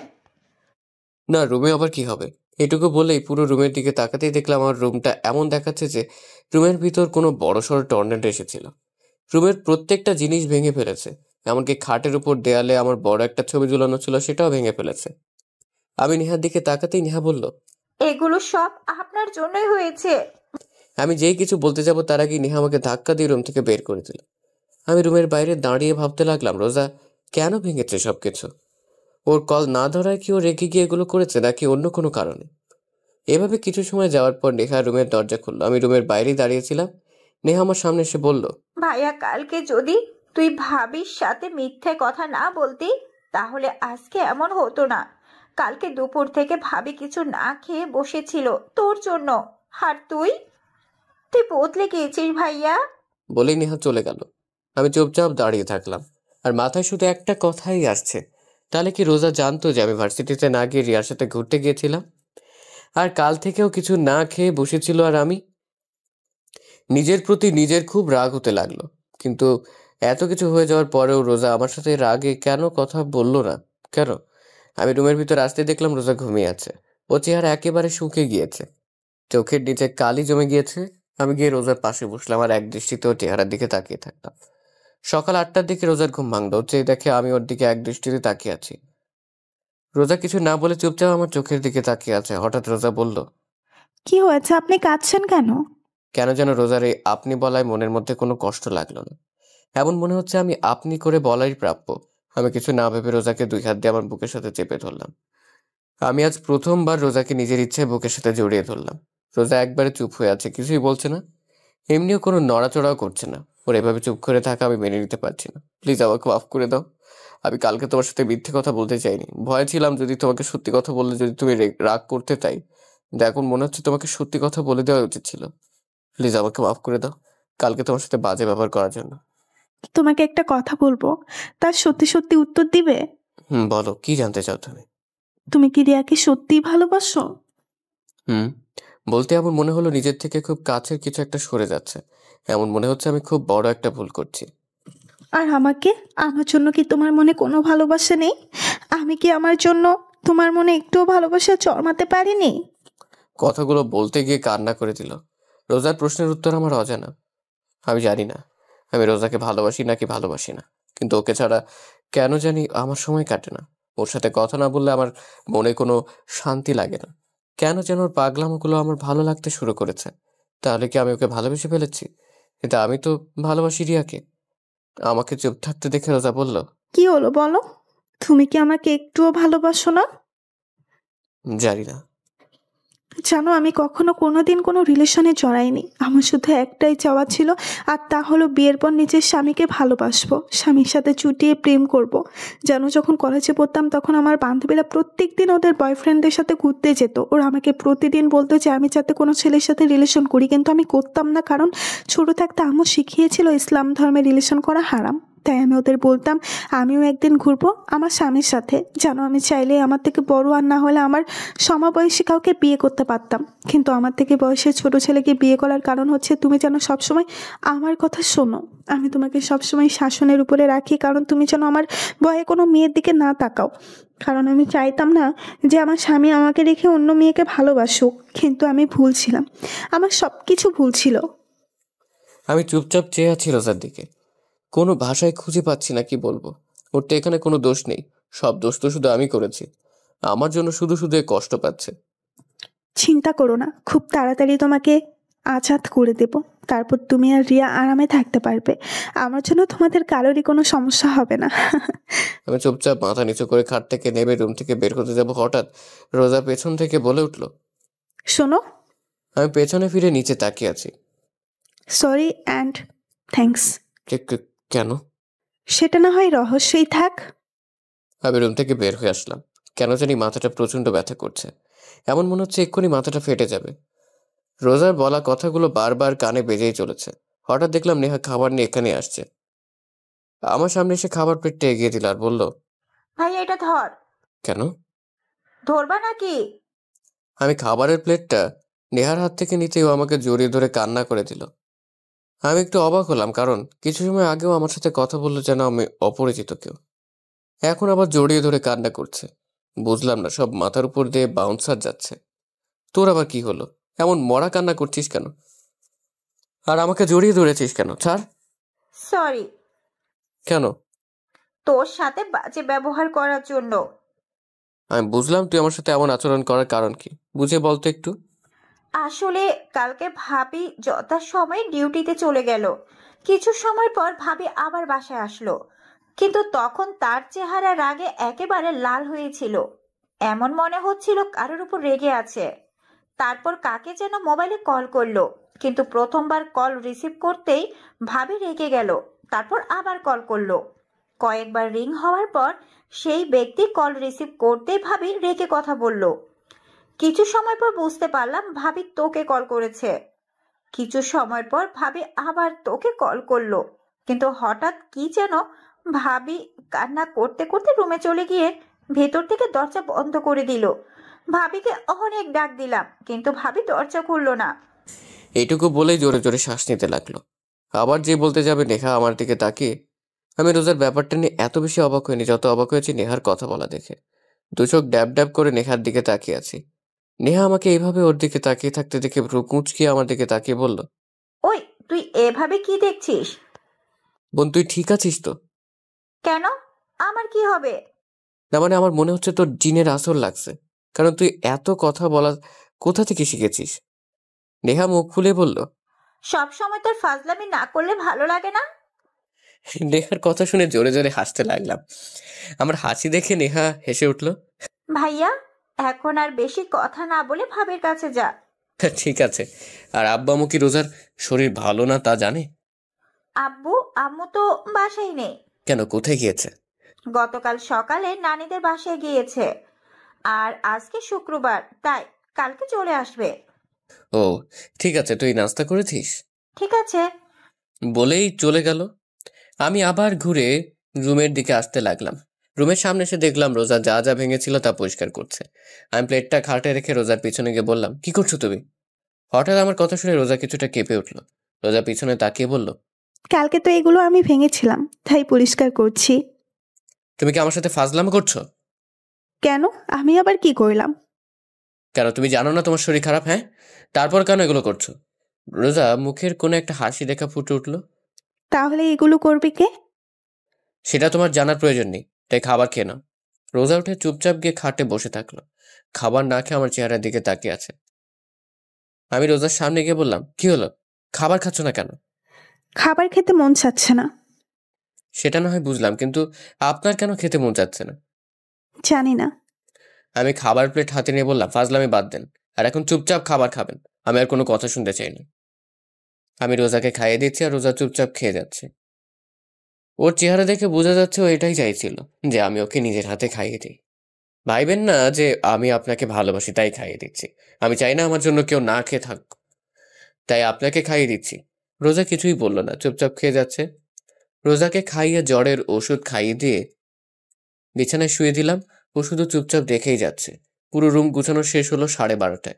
গোসল করে নামাজের জন্য রেডি হয়ে বেরিয়ে পড়লাম। কিছু সময় পর নামাজ পড়ে মসজিদ থেকে বের হয়ে আসলাম।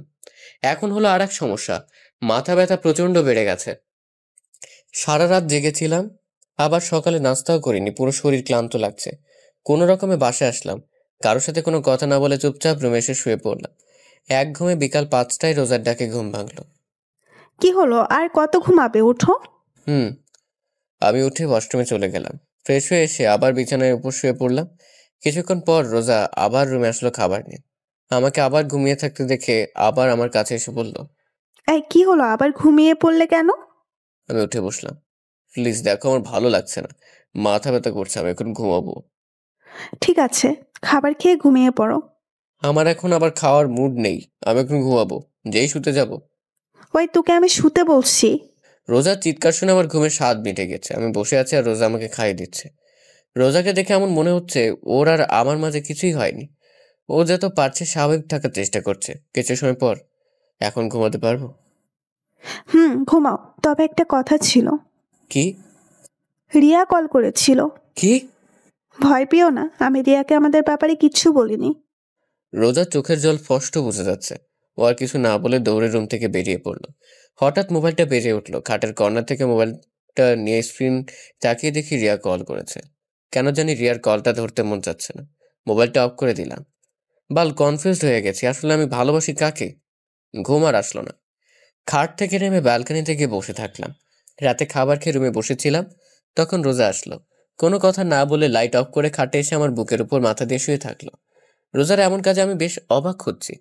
হঠাৎ রোজা বলল, একটা প্রশ্ন করি, হুম। আমি যখন না থাকবো তখন কি তুমি আমাকে মিস করবা?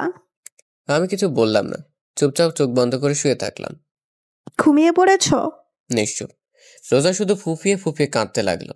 একসময় কান্না করতে করতে ঘুমিয়ে পড়লো। আমি রোজাকে আমার বুকের সাথে খুব শক্ত করে জড়িয়ে ধরলাম। কেন জানি এই মেয়ের চোখের পানি আমার সহ্য হয় না। আমি রোজাকে আমার বুকের সাথে খুব শক্ত করে জড়িয়ে ধরে বলতে লাগলাম, জানো রোজা, আমি রিয়ার সাথে 3 বছর ধরে রিলেশনে আছি, কিন্তু আমার কখনো মনে হয়নি যে রিয়া আমাকে আসলেই ভালোবাসে। সবসময় এমনই মনে হতো ও আমাকে ব্যবহার করছে, কিন্তু এখন কেন জানি রিয়ার কথা আর মনে হয় না। মনটা চায় শুধু তোমার কাছেই থাকি সবসময়। তুমি যখন আশেপাশে না থাকো কেমন যেন নিঃস্ব লাগে। এখন কেন যেন তোমার রাগ, অভিমান, সেট সবকিছু ভালো লাগে। আমি তোমাকে ভালোবাসি রোজা, অনেক অনেক ভালোবাসি। কথাটা বলতে আমার হার্টবিট কয়েক গুণ গতিতে লাফাতে শুরু করলো। রোজা চুপচাপ আমার বুকের ওপর শুয়ে আছে। জানি না আমার কথাগুলো শুনেছে নাকি। আমি রোজার কপালে একটা চুমু এঁকে দিলাম। কিছু সময়ের মধ্যে রোজাকে বুকের সাথে জড়িয়ে ধরে ঘুমিয়ে পড়লাম। সকালে সবাই একসাথে নাস্তা করছি। আব্বু আম্মু খুব সকালেই বাসায় এসে পড়েছে। হঠাৎ রোজা আব্বুকে উদ্দেশ্য করে বলল, আব্বু, মা বলো। আব্বু, আমি কিছুদিনের জন্য বাসায় যেতে চাই। রোজা কথাটা বলতে আব্বু আম্মু নেহা আমার দিকে তাকিয়ে আছে। সবার চাওয়ার ধরন দেখে আমার গলা দিয়ে আর খাবার নামলো না। পানি খেয়ে সবাইকে উদ্দেশ্য করে বললাম, তোমরা সবাই আমার দিকে এভাবে তাকিয়ে আছো কেন? আজকে কি আমাকে একটু বেশি সুন্দর দেখাচ্ছে? কেন মা, এই গাধাটাই কি কিছু বলেছে? কিছু বললে আমাকে বলো, দেখো ওকে কি করি। আমি আহত দৃষ্টিতে আব্বুর দিকে তাকিয়ে আছি। আসলে কি ওনারা আমার বাবা মা, নাকি আমাকে রাস্তা থেকে কুড়িয়ে এনেছে? না, উনি কিছু বলেনি। আসলে আব্বু আম্মুকে অনেকদিন ধরে দেখতে মন চাচ্ছে, তাই ভাবলাম কয়েকদিনের জন্য দেখে আসি। ঠিক আছে, যাও, আর এই গাধাটাকেও সাথে করে নিয়ে যাও। না, উনি বলল যাবে না, ওনার কি যেন কাজ আছে। আমি একটু অবাক হলাম রোজার কথায়। বেকার ছেলের আবার কাজও আছে? সারাদিন খায় আর ঘুরে, এখন বলছে তার নাকি কাজও আছে। আমার দিকে তাকিয়ে বলল, এখন আর নিতে পারছি না। আব্বুর কথা শুনে মন চাচ্ছে কেঁদে দেই। আমি কিছু না বলে ওখান থেকে রুমে চলে আসলাম। রুমে এসে একটা কথাই ভাবতে লাগলাম, রোজা আম্মুর কাছে মিথ্যা কথা বললো কেন? কিছু সময় পর রোজা রুমে আসলো। আমার দিকে না তাকিয়ে ওর জামা প্যাক করতে লাগলো। ওর এই অবহেলা আমার সহ্য হচ্ছে না। আমি খাট থেকে নেমে রোজার পেছনে গিয়ে দাঁড়ালাম। রোজা, হুম, বাসায় কেন যাচ্ছ? বললাম তো আব্বু আম্মুর কথা খুব মনে পড়ছে, তাই দেখা করতে যাচ্ছি। কয়দিন থাকবা? জানি না। বলেই ঘুরে আবার ওর কাজ করতে লাগলো। আমি তোমার সাথে আসি? রোজা আমার দিকে তাকিয়ে একটু রাগী লোক নিয়ে বলল, না, কেন? তুমি যদি আমার সাথে আসো তাহলে রিয়াকে সময় দিবে কিভাবে? তাই তোমার আমার সাথে আসার কোনো প্রয়োজন নেই। এই মেয়ে এত জেদি কেন বুঝলাম না। কিভাবে যে বলে ওকে ছাড়া আমি থাকবো কিভাবে? হঠাৎ রোজা বলল, রুম থেকে বের হও। কেন? আমি জামা চেঞ্জ করব। ও, মাথা নত করে রুম থেকে বের হয়ে আসলাম। কিছু সময়ের মধ্যে রোজা রেডি হয়ে নিচে এসে সবার সাথে বিদায় নিয়ে বেরিয়ে পড়লো। আব্বু ড্রাইভারকে বলে দিয়েছে রোজাকে পৌঁছে দিতে। রোজা চলে গেল, কিন্তু একবারও আমার দিকে তাকালো না। আমি রুমে এসে দরজা লাগিয়ে ব্যালকনিতে এসে দাঁড়িয়ে থাকলাম। রোজাকে ছাড়া কেমন যেন খালি খালি লাগছে। কোনোভাবে রাত পর্যন্ত সময় কাটালাম, কিন্তু এখন আর ভালো লাগছে না। মন যাচ্ছে রোজার সাথে কথা বলতে, কিন্তু কি বলবো তা ভেবে পাচ্ছি না। রাত 10টায় মাথায় একটা আইডিয়া আসলো। একটু ভয়ে ভয়ে রোজাকে কল দিলাম। একবার রিং হতে রিসিভ করলো। এমন মনে হচ্ছে মোবাইলের সামনেই বসেছিল। হ্যালো। হুম, বলো, কেন কল দিয়েছ? এমন মনে হচ্ছে আমি আমার এক্সকে কল দিয়েছি। ডিনার করেছেন? এটা জানার জন্য কল দিয়েছ? না মানে, যা বলার জন্য কল দিয়েছিলাম তা ভুলে গিয়েছি। ঠিক আছে, তাহলে রাখলাম। বলেই কল কেটে দিল। বুঝলাম না এই মেয়েটা এত জেদি কেন। একটু কথা বলে কি এমন হয়ে যাবে? আর কেন আমার সাথে কথা বলবে? এখন পর্যন্ত কি আমি ওকে ভালোবেসে আগলে ধরেছি? না একটাবার ওকে জড়িয়ে ধরে বলেছি যে আমি তোমাকে ভালোবাসি? না একটাবার ওর সাথে ভালোভাবে কথা বলেছিলাম? যখন থেকে দেখা হচ্ছে সেদিন থেকে ওকে প্যারা ভেবেই চলেছি। যখন সামনে ছিল তখন ওকে দূরে পাঠিয়ে চাইতাম। আর এখনো দূরে চলে গেছে, তাহলে আমার এমন কষ্ট হচ্ছে কেন? ব্যালকনিতে বসে রোজার কথা ভাবতে ভাবতে কখন যে ঘুমিয়ে পড়েছি মনে নেই। সকলে সূর্যের আলোয় ঘুম ভাঙলো। ঘুম থেকে উঠে দেখলাম রাতে ব্যালকনিতেই শুয়ে পড়েছিলাম। বাথরুম থেকে ফ্রেশ হয়ে এসে রোজাকে কল করলাম, কিন্তু কল রিসিভ করলো না। 4 থেকে 5 বার ট্রাই করার পর ও রিসিভ করলো না। সকাল সকালই মনটা খারাপ হয়ে গেল। নিচে এসে সবার সাথে নাস্তা করতে বসলাম। চুপচাপ নাস্তা করে ভার্সিটির জন্য বেরিয়ে পড়লাম। কিছু সময়ের মধ্যে ভার্সিটিতে পৌঁছে গেলাম। ক্লাসরুমে এসে একেবারে লাস্ট বেঞ্চে গিয়ে বসলাম। একটু অবাক হলাম, আজকে হারামি 3টাকে দেখা যাচ্ছে না। হঠাৎ রিয়া সামনের বেঞ্চ থেকে উঠে এসে আমার পাশে বসলো। এই, তুমি আমার কল রিসিভ করো না কেন? আস্তে আস্তে বললো, কারণ ম্যাডাম ক্লাস নিচ্ছেন। এখন ক্লাস করো, পরে কথা বলি। রিয়ার সাথে এমন কথা বলার কোনো ইচ্ছেই নেই। চলো না বাইরে যাই। আমি রিয়ার কথার কোনো উত্তর দিলাম না। চুপচাপ ক্লাস করতে লাগলাম। ক্লাস শেষ করে বাইরে এসে দাঁড়িয়ে আছি। পকেট থেকে মোবাইলটা বের করে স্ক্রিনে না তাকিয়েই নাইমকে কল দিলাম। কল রিসিভ করতে বললো, ওই তোমাকে বলেছি না আমাকে কল করবে না? শালা, তুই আমার সাথে ফাইজলামি করছিস? ভালোভাবে কথা বল। তুই কোথায় এখন? ওই তুমি গাঁজা সেবন করেছো নাকি? কি আবল তাবল বলছো? কাকে কল দিয়েছো? স্ক্রিনে একবার তাকিয়ে দেখেছো? কাকে আবার কল করবো? আমার বন্ধু নাইমকে কল। কথা বলতে বলতে স্ক্রিনে তাকিয়ে দেখে আমি ভুলে রোজাকে কল দিয়ে ফেলেছি। সরি, আসলে ভুলে কল চলে গিয়েছে। আমি জানি তুমি ভুলে কল দিয়েছো নাকি নিজ ইচ্ছেই কল দিয়েছো। আরে বললাম তো ভুলে কল চলে গিয়েছে। আরে আপনি কথা এমন বাড়াচ্ছেন কেন? কি আমি কথা বাড়াচ্ছি? আরে তোর মতো ছেলেকে আমার চেনা আছে, নিজ ইচ্ছেই কল দিয়ে বলে ভুলে চলে গেছে। ঢং করছিস তুই আমার সাথে? দেখো, তুমি ভুল বুঝতেছো। তোমার সাথে কথা বলার আমার কোনো ইচ্ছেই নেই, আর আমার অনেক কাজ আছে। আর ভালোভাবে কথা বলো। তুই করে কিন্তু আমিও বলতে পারি। বেকার ছেলের আবার কাজও আছে। কলটা কেটে দিলাম। প্রচুর রাগ উঠতেছে। যে কোনো ভাবে এই বেকার ডাবের ট্যাগটা সরাতে হবে। রোজার বলা কথাগুলোয় প্রচুর রাগ উঠতেছে। বললাম যে ভুলে কল চলে গেছে, তা না শুনে তুই তাই শুরু করে দিয়েছে। রিয়া পেছন থেকে অনেকবার ডাকতে ছিল, কিন্তু ওর সাথে কোনো কথা না বলে ক্যাম্পাস থেকে বের হয়ে আসলাম।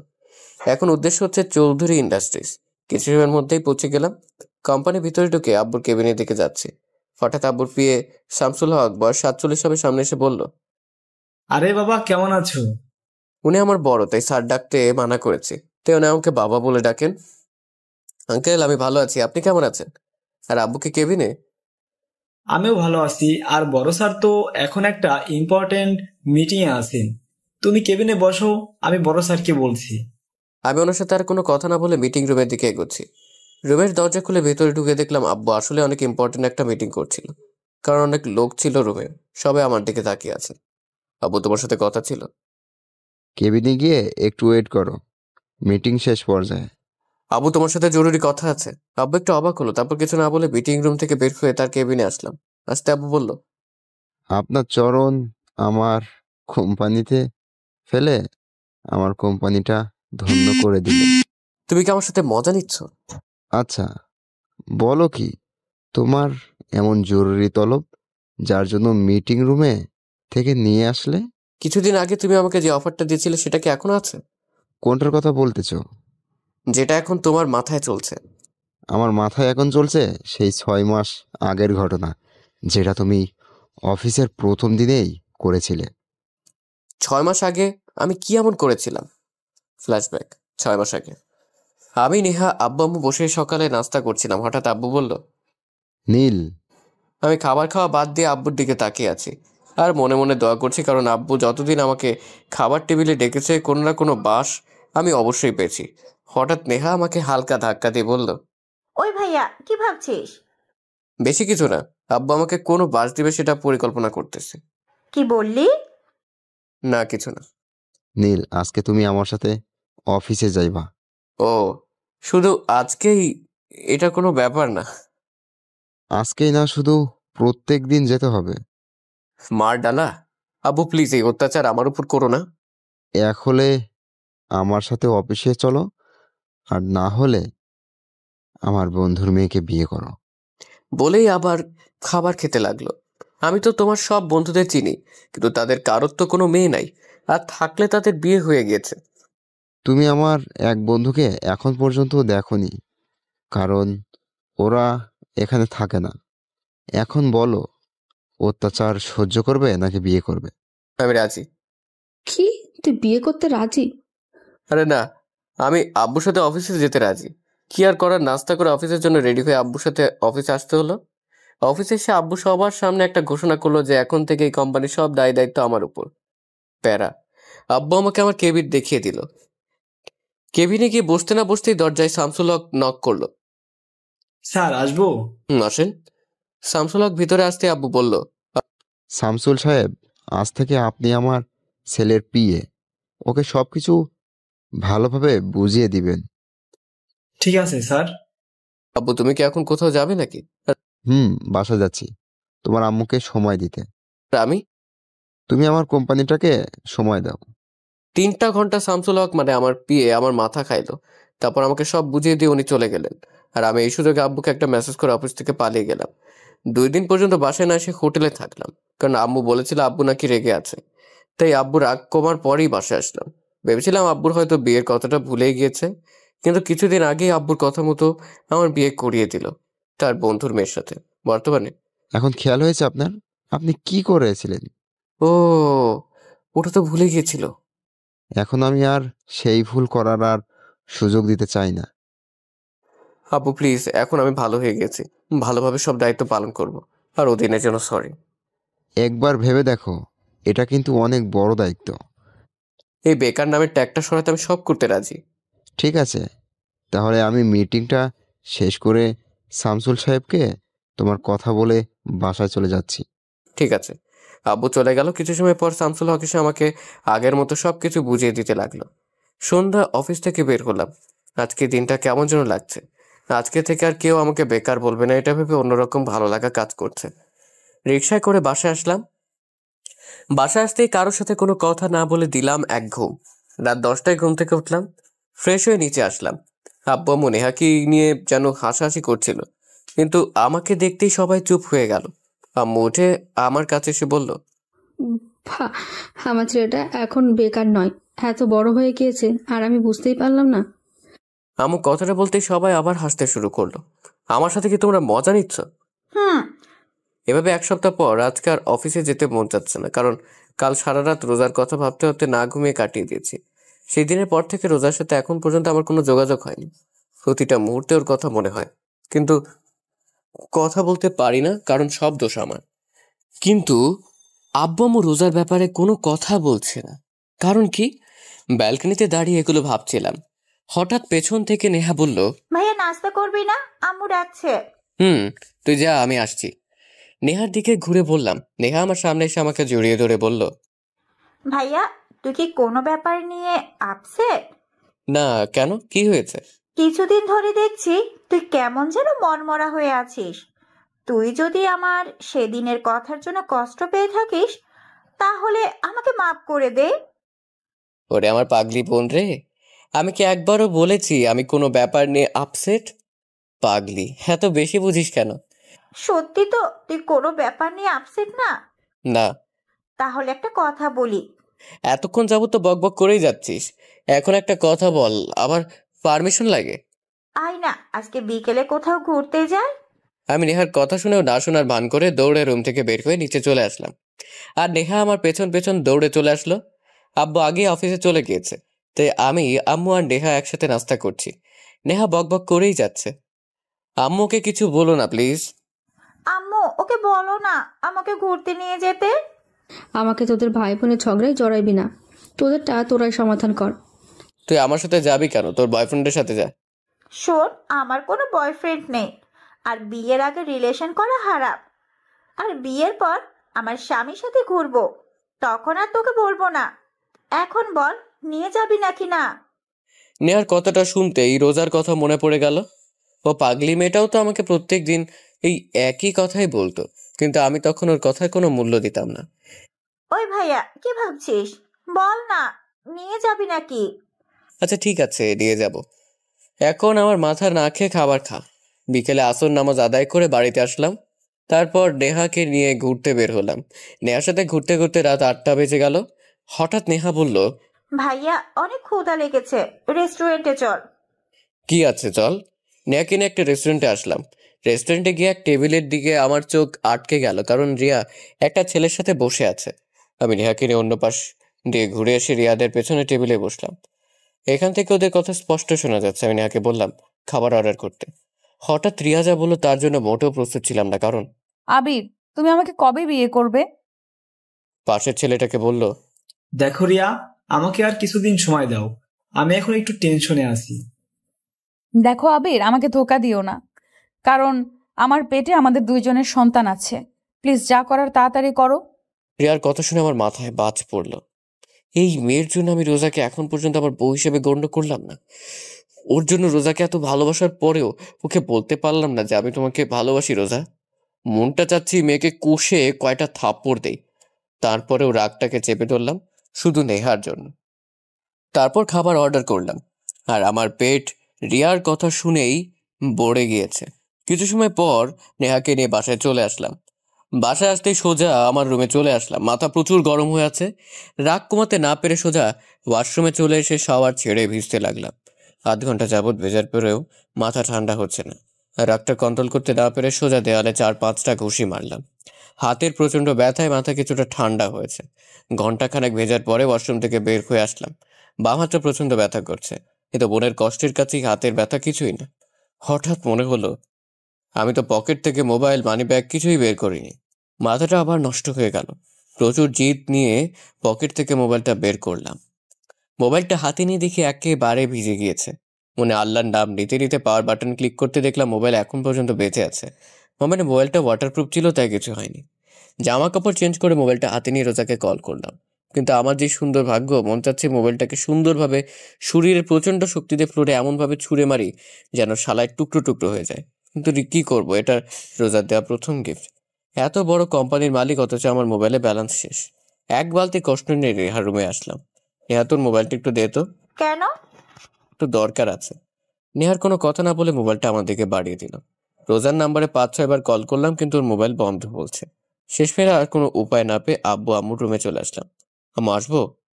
আমি বলেছি না আমাদের রুমে আসতে পারমিশন নেওয়ার প্রয়োজন নেই। আচ্ছা সরি। তো নবাবজাদা কি বলার জন্য আমাদের কাছে এসেছেন? আব্বু, আমি কালকে রোজাদের বাসায় যেতে চাই।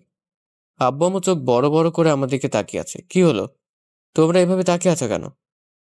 আব্বু আম্মু একসাথে বললো, একটা না, কিছু না। ঠিক আছে, কি প্রবলেম আছে।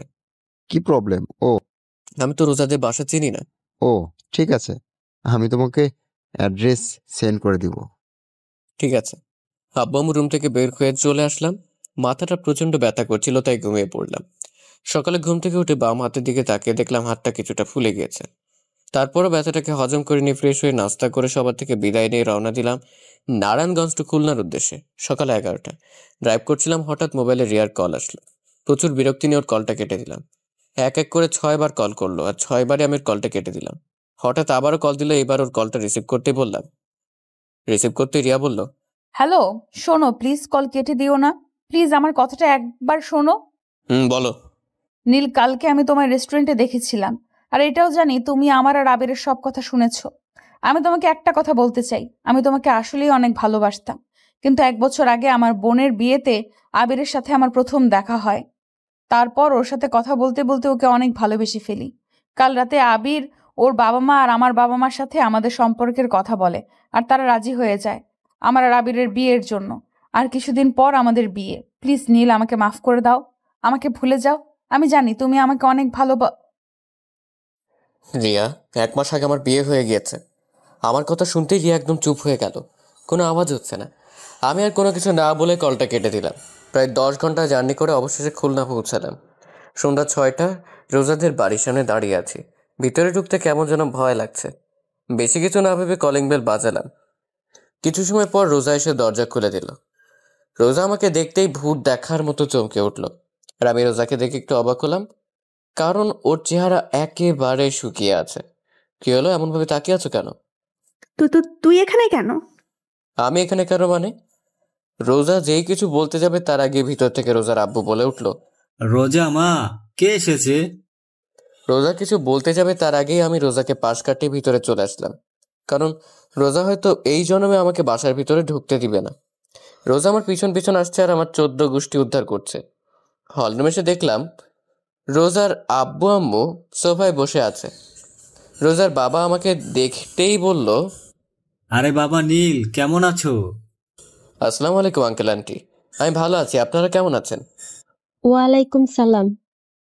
আমরাও ভালো আছি। তো আমার মেয়েটাকে এতদিন আগে পাঠিয়ে দিয়ে তুমি এত লেট করে আসলে কেন? সরি আন্টি, আসলে একটু কাজ ছিল তাই আসতে দেরি হয়ে গেছে।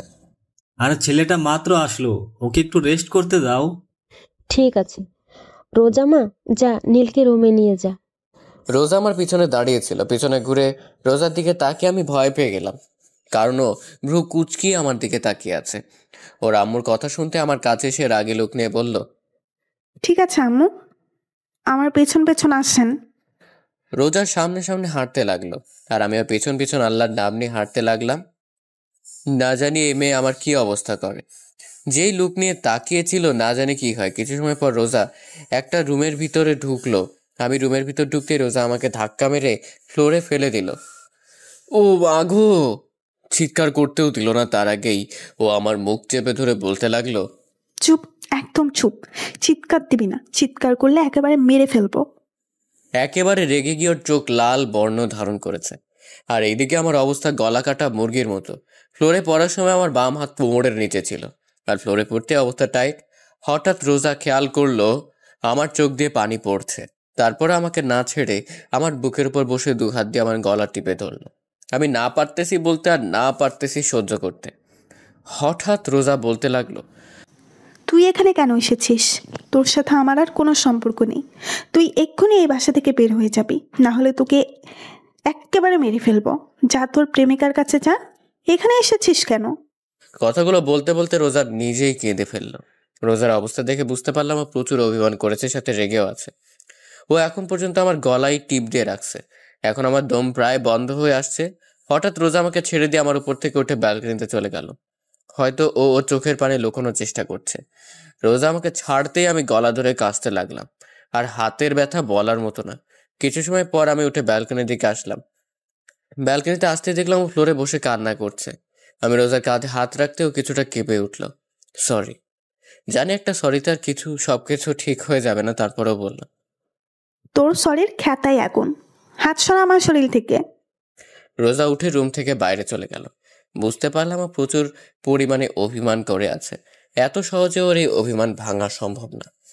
আমি ব্যালকনিতে আর না থেকে রুমে আসলাম। এতক্ষণ যাবত আমি রোজার রুমে ভালোভাবে তাকাই। রোজার রুমটা দেখে বেশ অবাক হলাম। ওর রুমটা পুরো গোছানো, সবকিছু সুন্দর করে সাজানো হয়েছে। কিন্তু আমার অবাক হওয়ার কারণ এটা না। আমার অবাক হওয়ার কারণ হচ্ছে বাম পাশের পুরো দেয়ালে রোজার আর একটা মেয়ের ছবি লাগানো। মেয়েটা রোজার থেকে বেশ কিছুটা বেশি সুন্দর আর মায়াবীও। কিন্তু আমি যতটুকু জানি রোজার তো কোনো বোন নেই। তাহলে এটাকে আমি ওয়াশরুমে চলে গেলাম ফ্রেশ হওয়ার জন্য। কিছু সময় হাতের কবজি পানিতে ভিজিয়ে রাখলাম, কারণ আগের তুলনায় এখন আরো বেশি ফুলে গিয়েছে। কিছু সময় পর ফ্রেশ হয়ে ওয়াশরুম থেকে বের হলাম। বের হতে দেখলাম রোজা খাটে বসে নাস্তা খাচ্ছে। রোজা যেন আমার হাতটা না দেখে তাই কবজি পর্যন্ত পকেট ঢুকিয়ে রাখলাম। রোজা শুধু সাপের মতো ফোঁস ফোঁস করছে আর খেয়েই যাচ্ছে। ওকে এইভাবে দেখে আমার ভয় করছে, আবার হাসিও পাচ্ছে, কারণ প্রচন্ড রাগের কারণে ওর নাক, গাল, চোখ একেবারে লাল হয়ে আছে। আমি রোজার সামনে গিয়ে বললাম, এত জিদ করলে তোমার ব্লাড প্রেশার বেড়ে যাবে। আমার শরীর আমি যা মন চাই তাই করব, তোর কি? আর তুই আমার বিছানায় বসেছিস কেন? বলে আমাকে আবার ধাক্কা দিল, আর আমি খাট থেকে সোজা ফ্লোরে পড়লাম। আর পড়তেই আমার জান যায় যায় অবস্থা। একেবারে চুপ হয়ে রোজার দিকে তাকিয়ে কান দিয়ে গরম হাওয়া বের হচ্ছে। রোজা আমার অবস্থা দেখে অদ্ভুত দৃষ্টিতে তাকিয়ে আছে। রাতে সবাই একসাথে ডিনার করলাম। কিছু সময় কথা বলে রোজার সাথে রুমে চলে আসলাম। রুমে আসতেই রোজা বিছানায় পুরো মাঝ বরাবর শুয়ে পড়লো, আর আমি অসহায় দৃষ্টিতে দাঁড়িয়ে ওর দিকে তাকিয়ে আছি। অনেকক্ষণ হয়ে গেল, এখন আর দাঁড়িয়ে থাকা সম্ভব না, তাই সোফায় বসে পড়লাম। অনেক চেষ্টা করছি যেন ও একবার আমার দিকে তাকায়, কিন্তু তাকাচ্ছি না। শেষমেশ আর কোনো জায়গা না পেয়ে সোফাতেই শুয়ে পড়লাম। কখন যে ঘুমিয়ে পড়লাম বুঝতে পারলাম না। সকালে ঘুমিয়েছিলাম, হঠাৎ হাতে কেমন যেন ঠান্ডা ঠান্ডা অনুভব হচ্ছে, সাথে এমন লাগছে কে যেন কান্না করছে। হালকা চোখ খুলে দেখি রোজা আমার বাম হাতে বরফ ঘষে দিচ্ছে আর কান্না করছে। ও কান্না কেন করছে তা বুঝতে পারলাম না। হঠাৎ বলতে লাগলো, একবারে শুধু ঘুম থেকে উঠো, দেখো তোমাকে কি করি। আমাকে কাঁদাতে কি তোমার ভালো লাগে যে এত কাঁদাও? যখন থেকে আসছি তখন থেকে শুধু কষ্ট দিয়েই যাচ্ছ। আমাকে কষ্ট দিচ্ছ তা আমি মেনে নিলাম, কিন্তু তুমি নিজের হাতটার এই অবস্থা করলে কিভাবে? কালকে ধাক্কা দিয়ে ফেলে দিয়েছিলাম, তার জন্য হয়েছে নাকি আবার? নাকি কালকে আসার সময় আবার ওনার অ্যাক্সিডেন্ট হয়েছিল নাকি? এতক্ষণ যাবৎ রোজা কেঁদে কেঁদে এগুলো বলেই যাচ্ছিল। হঠাৎ রোজা উঠে ব্যালকনির দিকে দৌড় দিল। ব্যালকনি থেকে গাড়ি পার্কিং এর জায়গা দেখা যায়। আমার জানা মতেও আমার গাড়ি দেখতে ব্যালকনিতে গিয়েছে, যে আসলে আমার অ্যাক্সিডেন্ট হয়েছিল নাকি। কিছু সময় পর আবার এসে হাতে বরফ ঘষে দিতে লাগলো। রোজার কাণ্ড কারখানা দেখে আমার প্রচন্ড হাসি পাচ্ছে, কিন্তু হাসতে পারছি না। ও যেই থ্রেড দিয়েছে আমি চোখ হালকা খুলে রেখেছিলাম। হঠাৎ রোজা আমার চোখের দিকে তাকালো, আর আমি সাথে সাথে চোখ বন্ধ করে ফেললাম। আমি মনে মনে ভাবছিলাম হয়তো ও দেখে ফেলেছে আমি জেগে আছি। হঠাৎ রোজা বলতে লাগলো, বুঝলাম না, এত ঠান্ডা বরফ তার হাতের মধ্যে লাগিয়ে রেখেছি কিন্তু ঘুম ভাঙার নাম নিশানা নেই। সোফায় শুয়ে মরে গেল নাকি আবার? হঠাৎ আমার গলায় রোজার হাতে স্পর্শ পেলাম। আমি নিশ্চিত যে ও চেক করছে আমি বেঁচে আছি নাকি মরে গেছি। আমি ওর এই কাজ দেখে আর ঠিক থাকতে পারলাম না, ফিক করে হেসে উঠলাম। আমি হাসতে গড়াগড়ি খাচ্ছি, আর রোজা আমার দিকে ভ্রু কুঁচকিয়ে তাকিয়ে আছে। অনেক সময় হয়ে গেল কিন্তু আমি এখন পর্যন্ত হেসেই যাচ্ছি। এখন রোজার রাগ উঠে গেছে, ও দাঁড়িয়ে বলল, শয়তানটা মরে গেলেই ভালো হতো। বলেই রোজা রুম থেকে বের হয়ে গেল, আর আমি উঠে ফ্রেশ হতে ওয়াশরুমে চলে গেলাম। কিছু সময় পর ফ্রেশ হয়ে নিচে এসে সবার সাথে নাস্তা করে আবার রুমে চলে এলাম। রুমে এসে সোজা ব্যালকনিতে চলে এলাম। কিছু সময় পর রোজা রুমে আসলো। রোজাকে দেখে আমিও ব্যালকনি থেকে রুমে চলে আসলাম। রুমে আসতে দেখলাম রোজা মুখ ফুলিয়ে খাটে বসে আছে। ওকে এইভাবে দেখতে অনেক কিউট লাগছে। এখন আর খাটে বসলাম না, যদি আবার ধাক্কা মেরে ফেলে দেয়, তাই সোফায় গিয়ে বসলাম আর এক দৃষ্টিতে রোজার দিকে তাকিয়ে থাকলাম। রোজা অন্যদিকে মুখ ঘুরে নিল, কিন্তু কিছুক্ষণ পর পরে আমার দিকে তাকাচ্ছে। ওর এইভাবে তাকানো দেখে আমার অনেক ভালো লাগছে। আরো কিছু সময় তাকিয়ে থাকার পর হঠাৎ রোজা বলল, এই, আপনি অযথা আমার দিকে তাকিয়ে আছেন কেন? রোজার এইভাবে কথা বলা অনেক মজা লাগছে, কারণ ও কিছুক্ষণ তুই করে বলে, কিছু সময় তুমি, আবার এখন আপনি করে বলছে। আমি ওকে রাগানোর জন্য বললাম, আপু আমি আপনার ছোট, তাই তুমি করে বললেই ভালো হবে। ব্যাস, কাজ হয়ে গেছে। রোজা তো তেলে বেগুনে জ্বলে উঠলো। ওই আপু কাকে বললা? হ্যাঁ, তোমাকে আর কাকে বলবো, এখানে তো আর কেউ নেই। আজকে তোকে ছাড়বো না।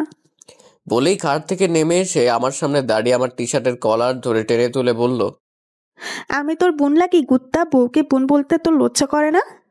কিন্তু আমার বউ তো আমাকে ভালোবাসে না। কে বলেছে আমি তোকে ভালোবাসি না? আমি তোকে অনেক ভালোবাসি।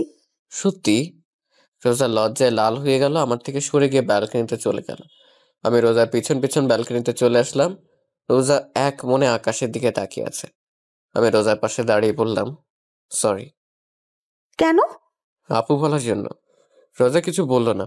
আচ্ছা তোমাকে একটা প্রশ্ন করি। হুম। দেয়ালে তোমার সাথে যে মেয়েটার ছবি, সে মেয়েটাকে? আমার বেস্ট ফ্রেন্ড ফারিয়া। ও, বলেই বাইরে তাকিয়ে রইলাম। ও আর বেঁচে নেই। কি? হুম। কেন, কি হয়েছিল? রোজা যা বললো তার জন্য মোটেও প্রস্তুত ছিলাম না, কারণ ওকে কিছু লোক ধর্ষণ করে মেরে ফেলেছে। হোয়াট? 6 বছর আগে একদিন আমি ফারিয়া, রুহি আর মিম কলেজ থেকে বাসায়ের দিকে ফিরছিলাম। সেদিন ফারিয়ার বার্থডে ছিল, তাই আমরা বললাম আজকে একটু ঘুরে তারপর বাসায় যাব।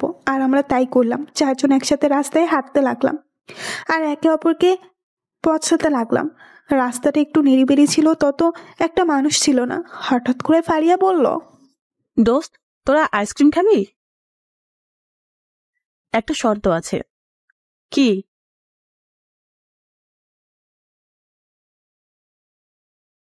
আমরা রাস্তার যেই পাশে ছিলাম তার বিপরীত পাশে একটা দোকান ছিল। ফারিয়া হন হন করতে করতে দোকানে চলে গেল, আর আমরা 3 জন ফারিয়ার কাছ থেকে হাসাহাসি করছিলাম। কিছু সময় পরে ফারিয়ার দোকান থেকে আইসক্রিম নিয়ে আমাদের কাছে আসছিল। যেই রাস্তা পারাপার করতে যাবে সেই সময় ওর সামনে একটা গাড়ি এসে থামলো। গাড়ি থেকে ফারিয়ার এক্স বয়ফ্রেন্ড আর ওর এক বন্ধু বের হয়ে এসে ফারিয়াকে জোর জবরদস্তি করে গাড়িতে উঠিয়ে আবার চলে গেল। আর আমরা 3 জন ওখানেই দাঁড়িয়েছিলাম। আমরা ভেবেছিলাম হয়তো ওরা প্রাঙ্ক করছে, কিন্তু 10 মিনিট পার হয়ে গেল কিন্তু ফারিয়া আসার কোনো নাম নেই। ওর মোবাইল ট্রাই করলাম কিন্তু মোবাইল বারবারই বন্ধ বলছে। এখন আমাদের 3 জনেরই টেনশন হতে লাগলো। আর কিছু না ভেবে ফারিয়ার আব্বুর কাছে কল দিলাম। ফারিয়ার আব্বু ব্যবসায়ী ছিলেন আর মা স্কুল টিচার।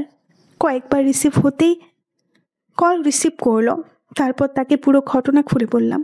বিকেল 6টা পর্যন্ত সবাই ফারিয়াকে খুঁজেছি কিন্তু কোথাও পাইনি। আর কোনো উপায় না পেয়ে আমার আব্বু, ফারিয়ার আব্বু আর ফারিয়ার মামা পুলিশের কাছে অভিযোগ করলো। পুরো 2 দিন পরে ফারিয়াকে খুঁজেছে, কিন্তু তারাও পেল না। অবশেষে ফারিয়ার ছবি পত্রিকায় দেওয়া হলো। 3য় দিন সকাল 10টা বাজে। আমরা সবাই ফারিয়াদের বাসায় ছিলাম। হঠাৎ ফারিয়ার আব্বুর মোবাইলে একটা কল আসলো, কিন্তু কেন জানি কল রিসিভ করার কিছু সময় পরে তিনি অজ্ঞান হয়ে পড়লেন। সবাই ফারিয়ার আব্বুকে ধরে রুমে নিয়ে গেল। আর এইদিকে আব্বু যে কলটা আসছিল সেই নাম্বারে আবার কল দিল। আব্বু কিছু সময় কথা বলল। সবাই আব্বুর থেকে জিজ্ঞাসা করলো। আব্বু বলে রাস্তার আবর্জনার পাশে পুলিশ একটা মেয়ের লাশ পেয়েছে। এটা ফারিয়া নাকি চেক করার জন্য যেতে বলেছে। কথাটা শুনে আমাদের সবার কলিজা কেঁপে উঠলো। পুরো বাড়িতে আবার কান্নার রোল পড়ে গেল। কিছু সময়ের মধ্যেই আমরা সেই জায়গায় পৌঁছে গেলাম। পুলিশ বলল রাস্তার একজন লোক আবর্জনা পরিষ্কার করছিলেন, তখন তিনি দেখলেন একটা মেয়ে উলঙ্গ অবস্থায় এক পাশে পড়েছিল। তারপর একজন লেডি কনস্টেবল পুলিশ আমাদের লাশের সামনে নিয়ে গেলেন। যখন লাশের শরীরের উপর থেকে কাপড় সরানো হলো, তা দেখে আমার শরীরের পশম দাঁড়িয়ে গেল। একেবারে পাকরুদ্ধ হয়ে মাটিতে বসে পড়লাম। চোখ দিয়ে পানি পড়েই যাচ্ছে। ওর এক চোখ ফেটে গিয়েছে, ঠোঁট থেকে কাল পর্যন্ত চামড়া ছিলে গিয়েছে। পুরো চেহারা ও শরীরের হাজারো মারের ছাপ স্পষ্ট দেখা যাচ্ছে। ওকে এমনভাবে অত্যাচার করেছে যে ওর চেহারা ততটা চেনাই যাচ্ছিল না। পুরো শরীরে জখম হয়েছিল। এমন মনে হচ্ছিল কলিজার উপরে কেউ পাড়া দিয়ে ধরেছে। তারপর লাশটাকে পোস্টমর্টমের জন্য পাঠানো হলো। আর এদিকে সবাই শুকে গেল ফারিয়ার এই অবস্থা দেখে। ফারিয়ার বাবা মা চিন্তা লাশের মতো চুপ করেছিল। তারপর ওকে কবর দেওয়া হলো, কিন্তু ওর বাবা মা ওকে শেষবারের মতো দেখার সাহস পায়নি। 1 মাস পর্যন্ত পুলিশ আসামিদের খোঁজ করলেন, কিন্তু আসামি পলাতক থাকায় তারা খুঁজে পায়নি। তারা খোঁজ না চালিয়ে কেস ক্লোজ করে দিল। কিন্তু এটা ফারিয়ার বাবা মা মেনে নিতে পারলো না। তারা পুলিশের পা পর্যন্ত ধরেছিল যেন ধর্ষণকারীদের শাস্তি হয়, কিন্তু পুলিশ কিছু করলেন না। বর্তমান তাহলে কি ওর দর্শনকারীদের কি কোনো শাস্তি হয়নি? রোজা চুপ হয়ে মাটিতে বসে কাঁদছে। আমি রোজার দুবাহু খুব শক্ত করে চেপে ধরে ওকে ধাক্কা দিয়ে বললাম, কি হলো, কথা বলছো না কেন? ওই শোরের বাচ্চাদের কি কোনো শাস্তি হয়নি? না না, তখন ওদের কোনো শাস্তি হয়নি। আমি রোজার সামনে থেকে উঠে ছাদে চলে আসলাম। প্রচুর রাগ উঠতেছে। একটা মেয়েকে এমন নির্মম ভাবে ধর্ষণ করে হত্যা করার পরেও দর্শকদের কোনো বিচার হলো না। রোজার বলা কথাগুলো ভাবতে লাগলাম। হঠাৎ আমি দাঁড়িয়ে গেলাম। ঠোঁটের কোনো একটা হাসি রেখা ফুটে উঠেছে, কারণ রোজা বলল তখন তারা তাদের পাপের কোনো শাস্তি পায়নি, তার মানে এখন পেয়েছে। কিন্তু শাস্তি কে দিয়েছে, কবে দিয়েছে এবং কিভাবে দিয়েছে, এমন হাজারো কথা মনে চলছিল। আর এসব কথার উত্তর একজনই দিতে পারবে। আমি দৌড়ে ছাদ থেকে রুমে চলে আসলাম। রুমে আসতেই দেখলাম রোজা চুপচাপ দাঁড়িয়ে দেওয়াল ওর আর ফারিয়ার ছবিটার দিকে তাকিয়ে আছে। আমি রোজার সামনে গিয়ে ওর হাত ধরে টেনে এনে খাটে বসালাম।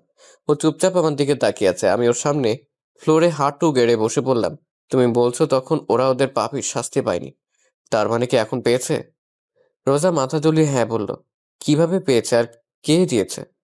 4 বছর পর খুলনা সোনাডাঙ্গা মডেল পুলিশ স্টেশনে ওসি পদে নিয়োগ হলাম। তারপর ফারিয়া রেপ কেস রিওপেন করলাম। দীর্ঘ 1 বছর আসামিদের খোঁজার পরে অবশেষে ওদের দিনাজপুরে খুঁজে পেলাম। তারপর ওদের সেখান থেকে নিয়ে এসে ফারিয়াদের গেস্ট হাউসে রাখলাম।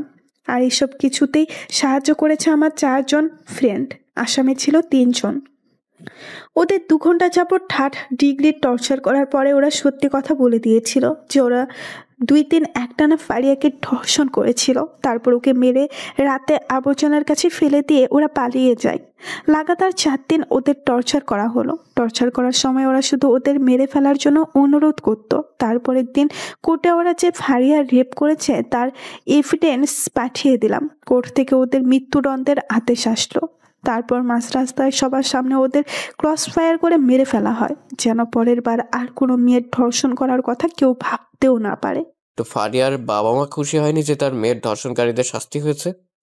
সেদিন ফারিয়ার রেপ কেস ক্লোজ করে দেওয়া হয়। তার কিছুদিন পরেই আঙ্কেল আন্টি সুইসাইড করে মারা যান। ও, তারপর রাতে ডিনার করে সে ব্যালকনিতে বসে আছে আর রোজা রুমে চুপচাপ বসে আছে। বেশ কিছু সময় পর রুমে আসলাম।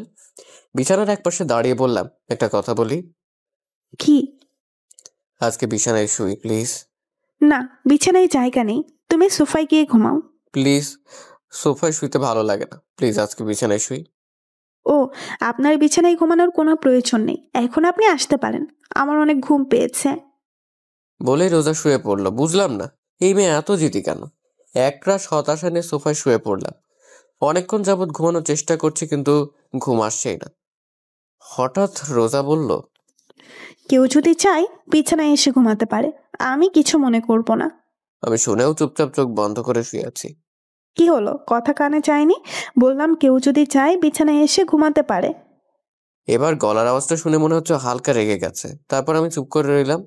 হঠাৎ এমন হলো কেউ আমার সামনে সাপের মতো ফোঁস করছে। এক চোখ খুলে দেখি রোজা আমার সামনে দাঁড়িয়ে ফোঁস করছে। আমি ভয়ে চোখ বন্ধ করে রাখলাম। কি হলো, আপনি কি শুনেননি আপনাকে বিছানায় গিয়ে ঘুমানোর জন্য বললাম? আপনি কি আমাকে বলছেন? আপনাকে ছাড়া এই রুমে কি অন্য কেউ আছে? সরি আপু, আমি এখানেই ঠিক আছি। আমার অনেক ঘুম পাচ্ছে, আপনি এখন আসতে পারেন। ওই আপু কাকে বললে? হ্যাঁ, আপনাকে ছাড়া এই রুমে কি অন্য কেউ আছে? রোজা আমার গলায় টিপ দিয়ে বলল। তোমাকে আমি একেবারে মেরে ফেলবো আরেকবার আমাকে আপু বললে। তো আপনাকে আমি কি বলবো? বউ বলবি, বউ। এর বাইরে যদি অন্য কিছু বলিস তাহলে তোকে মেরেই ফেলবো। কথাটা বলতেই রোজার রাগ এক মুহূর্তে লজ্জায় পরিণত হয়ে গেল, কারণ ও আমার বুকের উপর বসেছিল। সেকেন্ডের মধ্যে আমার বুক থেকে নেমে গেল। বিছানায় গিয়ে ইন্ডিয়া আর পাকিস্তানের বর্ডার বানিয়ে শুয়ে পড়লো। আমার দিকে আর একবারও তাকায়নি। আমি সোফা থেকে নেমে রোজার পাশে গিয়ে শুয়ে পড়লাম। আজকে প্রথমবার রোজা আমার আর ওর মাঝে বালিশ রেখেছে। কি আর করার, ঘুমিয়ে পড়লাম। সকালে বুকের উপর কিছু একটা অনুভব করছি। চোখ খুলে দেখি রোজা আগের মতো আমার বুকের উপর মাথা রেখে শুয়ে আছে। ও চেহারার উপর থেকে চুলগুলো সরিয়ে দিলাম। খুব মায়াবী লাগছে ওর চেহারা। আজকে অনেকদিন পর ও আবার আমার বুকের উপর মাথা রেখেছে। মন চাচ্ছে ওকে খুব শক্ত করে জড়িয়ে ধরতে। ঘড়ির দিকে তাকিয়ে দেখি মাত্র 6টা বাজে। বেশি কিছু না ভেবে রোজাকে শক্ত করে জড়িয়ে ধরলাম। জড়িয়ে ধরতে রোজা বলল, কি মেরে ফেলার প্ল্যান আছে নাকি? তুমি জেগেছিলে? আর এত শক্ত করে কেউ কাউকে জড়িয়ে ধরে? মরে যাবো তো। আমার বউ, আমি যা মনে চাই তা করবো, আপনার কি? আমার বউ মানে? কাল রাতে না বললেন বউ বলতে, তাই বললাম। তার মানে তুই আমার কথাই বলেছিস? আমি ভেবেছিলাম তুই আমাকে ভালোবেসে বলেছিস। কুত্তা, ছাড় আমাকে, আমার শরীর টাচ করবি না। আমি তো রিয়াকে ভালোবাসি, আপনাকে ভালোবাসতে যাবো কেন? ওকে রাগানোর জন্য বললাম। রোজা উঠে ওয়াশরুমে চলে গেল। কিছু সময় পর ওয়াশরুম থেকে কান্নার আওয়াজ আসতে লাগলো। যেটা ভেবেছিলাম সেটাই হয়েছে। আচ্ছা, এই মাইয়ের কি কমন সেন্স নেই? আমি যদি রিয়াকে ভালোবাসতাম তাহলে এখন রিয়ার সাথে থাকতাম। আমি এখানে ওর সাথে কেন থাকতাম? এখন কাঁদতে কাঁদতে বাড়িঘর ভাসিয়ে ফেলবে। সবাই একসাথে বসে নাস্তা করছিলাম, হঠাৎ আমি বললাম, আঙ্কেল একটা কথা বলার ছিল। বাবা বলো, কি বলবা? আঙ্কেল, বাসা থেকে কল আসছিল, অফিসে নাকি একটু সমস্যা হয়েছে, তাই আজকেই বাসার উদ্দেশ্যে রওনা দিতে হবে। আমার কথা শুনতেই রোজা চোখ বড় বড় করে আমার দিকে তাকিয়ে আছে। এ কি বাবা, কিছুদিন হলো এলে আর এক্ষুনি চলে যেতে চাচ্ছ? না মানে আন্টি, অনেকদিন হলো আসছি, অনেক কাজ পড়ে আছে। আবার রোজার তো অনেকদিন হলো চাকরি থেকে ছুটি নিয়েছে। তা ঠিক আছে, তাই বলে আজকে চলে যেতে হবে? জি আঙ্কেল। আচ্ছা ঠিক আছে। সবার সাথে নাস্তা শেষ করে রুমে আসলাম। রোজা আমার পিছে পিছে রুমে আসতেই দরজা লাগিয়ে দিয়ে বললো, ওই তুমি নিচে আব্বুকে কি বললা? কেন, তুমি শুনোনি? শুনছি তো। আর আমি তোমার সাথে কোথাও যাব না। কোথাও যাবে না মানে? সবসময় কি বাপের বাড়িতেই থাকবে নাকি? তাহলে আমি কই থাকবো? আপনার বিয়ে হয়েছে, আপনি কি ভুলে গিয়েছেন? না, আমার বিয়ে হয়েছে, তাহলে আমার স্বামীকে? ওর এই অদ্ভুত প্রশ্ন শুনে মন চাচ্ছে নিজের হাতে নিজের মাথার চুল ছিঁড়ে ফেলে। আমি কে? মানুষ। দেখো, আমার সাথে মজা করা বন্ধ করো প্লিজ। আর দেরি হয়ে যাচ্ছে, তাড়াতাড়ি জামা কাপড় গুছিয়ে না। আচ্ছা, মজা করা বাদ দিলাম, কিন্তু একটা কথার জবাব চাই। কি? তুমি কি আমাকে ভালোবাসো? সত্যি করে বলবো? না, মিথ্যা করে বলো। আসলে আজকে রিয়ার সাথে আমার বিয়ে, তো বাসর ঘর সাজানোর মতো কোনো মানুষ পাই নাই, তাই তোমাকে সাথে করে নিয়ে যাচ্ছি, যেন তুমি আমাদের বাসর ঘরটা সুন্দর করে সাজিয়ে দিতে পারো। ওর সাথে মজা করে বললাম, কিন্তু এখন দিকে এই মাইয়ার তেলে বেগুনে জ্বলে উঠছে। কি বললি, আরেকবার বলতো। দেখ আজকে তোর অবস্থা আমি কি করি। রোজা আমাকে ধাক্কা মেরে খাটের পর ফেলে দিয়ে বুকের উপর বসে শুরু করলো এলোপাথারি। কুত্তা, লাল, বান্দর, ব্যাং, শয়তান, আর বলবি ওই ডাইনের নাম। আরে এত মারলে বলবো কেমনে? ছাড় আমার হাত, তো ক্যাশ মেরেই ফেলবো। তুই ওই মেয়ের সাথে বাসর করবি, তাই না? আমার কি দোষ? তুমি তো বললাম মিথ্যে কথা বলতে। তাই বলে তুই এই কথা বলবি? আমি কিছু না বলে রোজাকে টান মেরে আমার বুকের উপর থেকে সরিয়ে বিছানায় শুয়ে দিলাম। ও যেই উঠতে যাবে তার আগে ওর 2 বাহু ধরে ওকে বিছানার সাথে চেপে ধরলাম। আমাকে ধরে রেখেছেন কেন? যান আপনার ওই প্রেমিকার কাছে যান। আমি তো আমার প্রেমিকার কাছেই আছি। রোজার মুখের একেবারে সামনে মুখ নিয়ে বললাম। মানে? আরে গাজি মাইয়া, আমি তোমাকে ভালোবাসি, অনেক অনেক ভালোবাসি, নিজের জীবন থেকে বেশি ভালোবাসি। রোজার কপালে চুমু এঁকে দিয়ে বললাম, কচু বাসো, আজ পর্যন্ত তো একদিনও বললে না ভালোবাসি। সরি সোনা, প্লিজ রাগ করো না। তোমাকে অনেকদিন বলার চেষ্টা করছি কিন্তু কোনোদিন বলতে পারিনি। আমি তোমাকে আসলেই অনেক ভালোবাসি। সত্যি? তুমি আমাকে সত্যিই রোজাকে কিছু বলতে না দিয়ে আমাদের দুজনের ঠোঁট এক করে দিলাম, নাহলে প্রশ্ন করতে করতে আমার মাথা খাইতো। তারপর রেডি হয়ে নিচে নামলাম, সবার কাছ থেকে বিদায় নিয়ে রওনা দিলাম ঢাকার উদ্দেশ্যে। আমি গাড়ি ড্রাইভ করছি আর রোজা আমার পাশে বসে বাইরের দিকে তাকিয়ে আছে। হঠাৎ রোজা আমার দিকে তাকিয়ে বলতে লাগলো, জানো, আজকে আমি অনেক অনেক অনেক খুশি। কেন? কারণ এই ভিতর টিম শেষমেশ আমাকে ভালোবাসি কথাটা বলতে পারলো। তুমি কি আমাকে ভিতর ডিম বললা? গাড়িতে কি আর কাউকে দেখতে পাচ্ছ?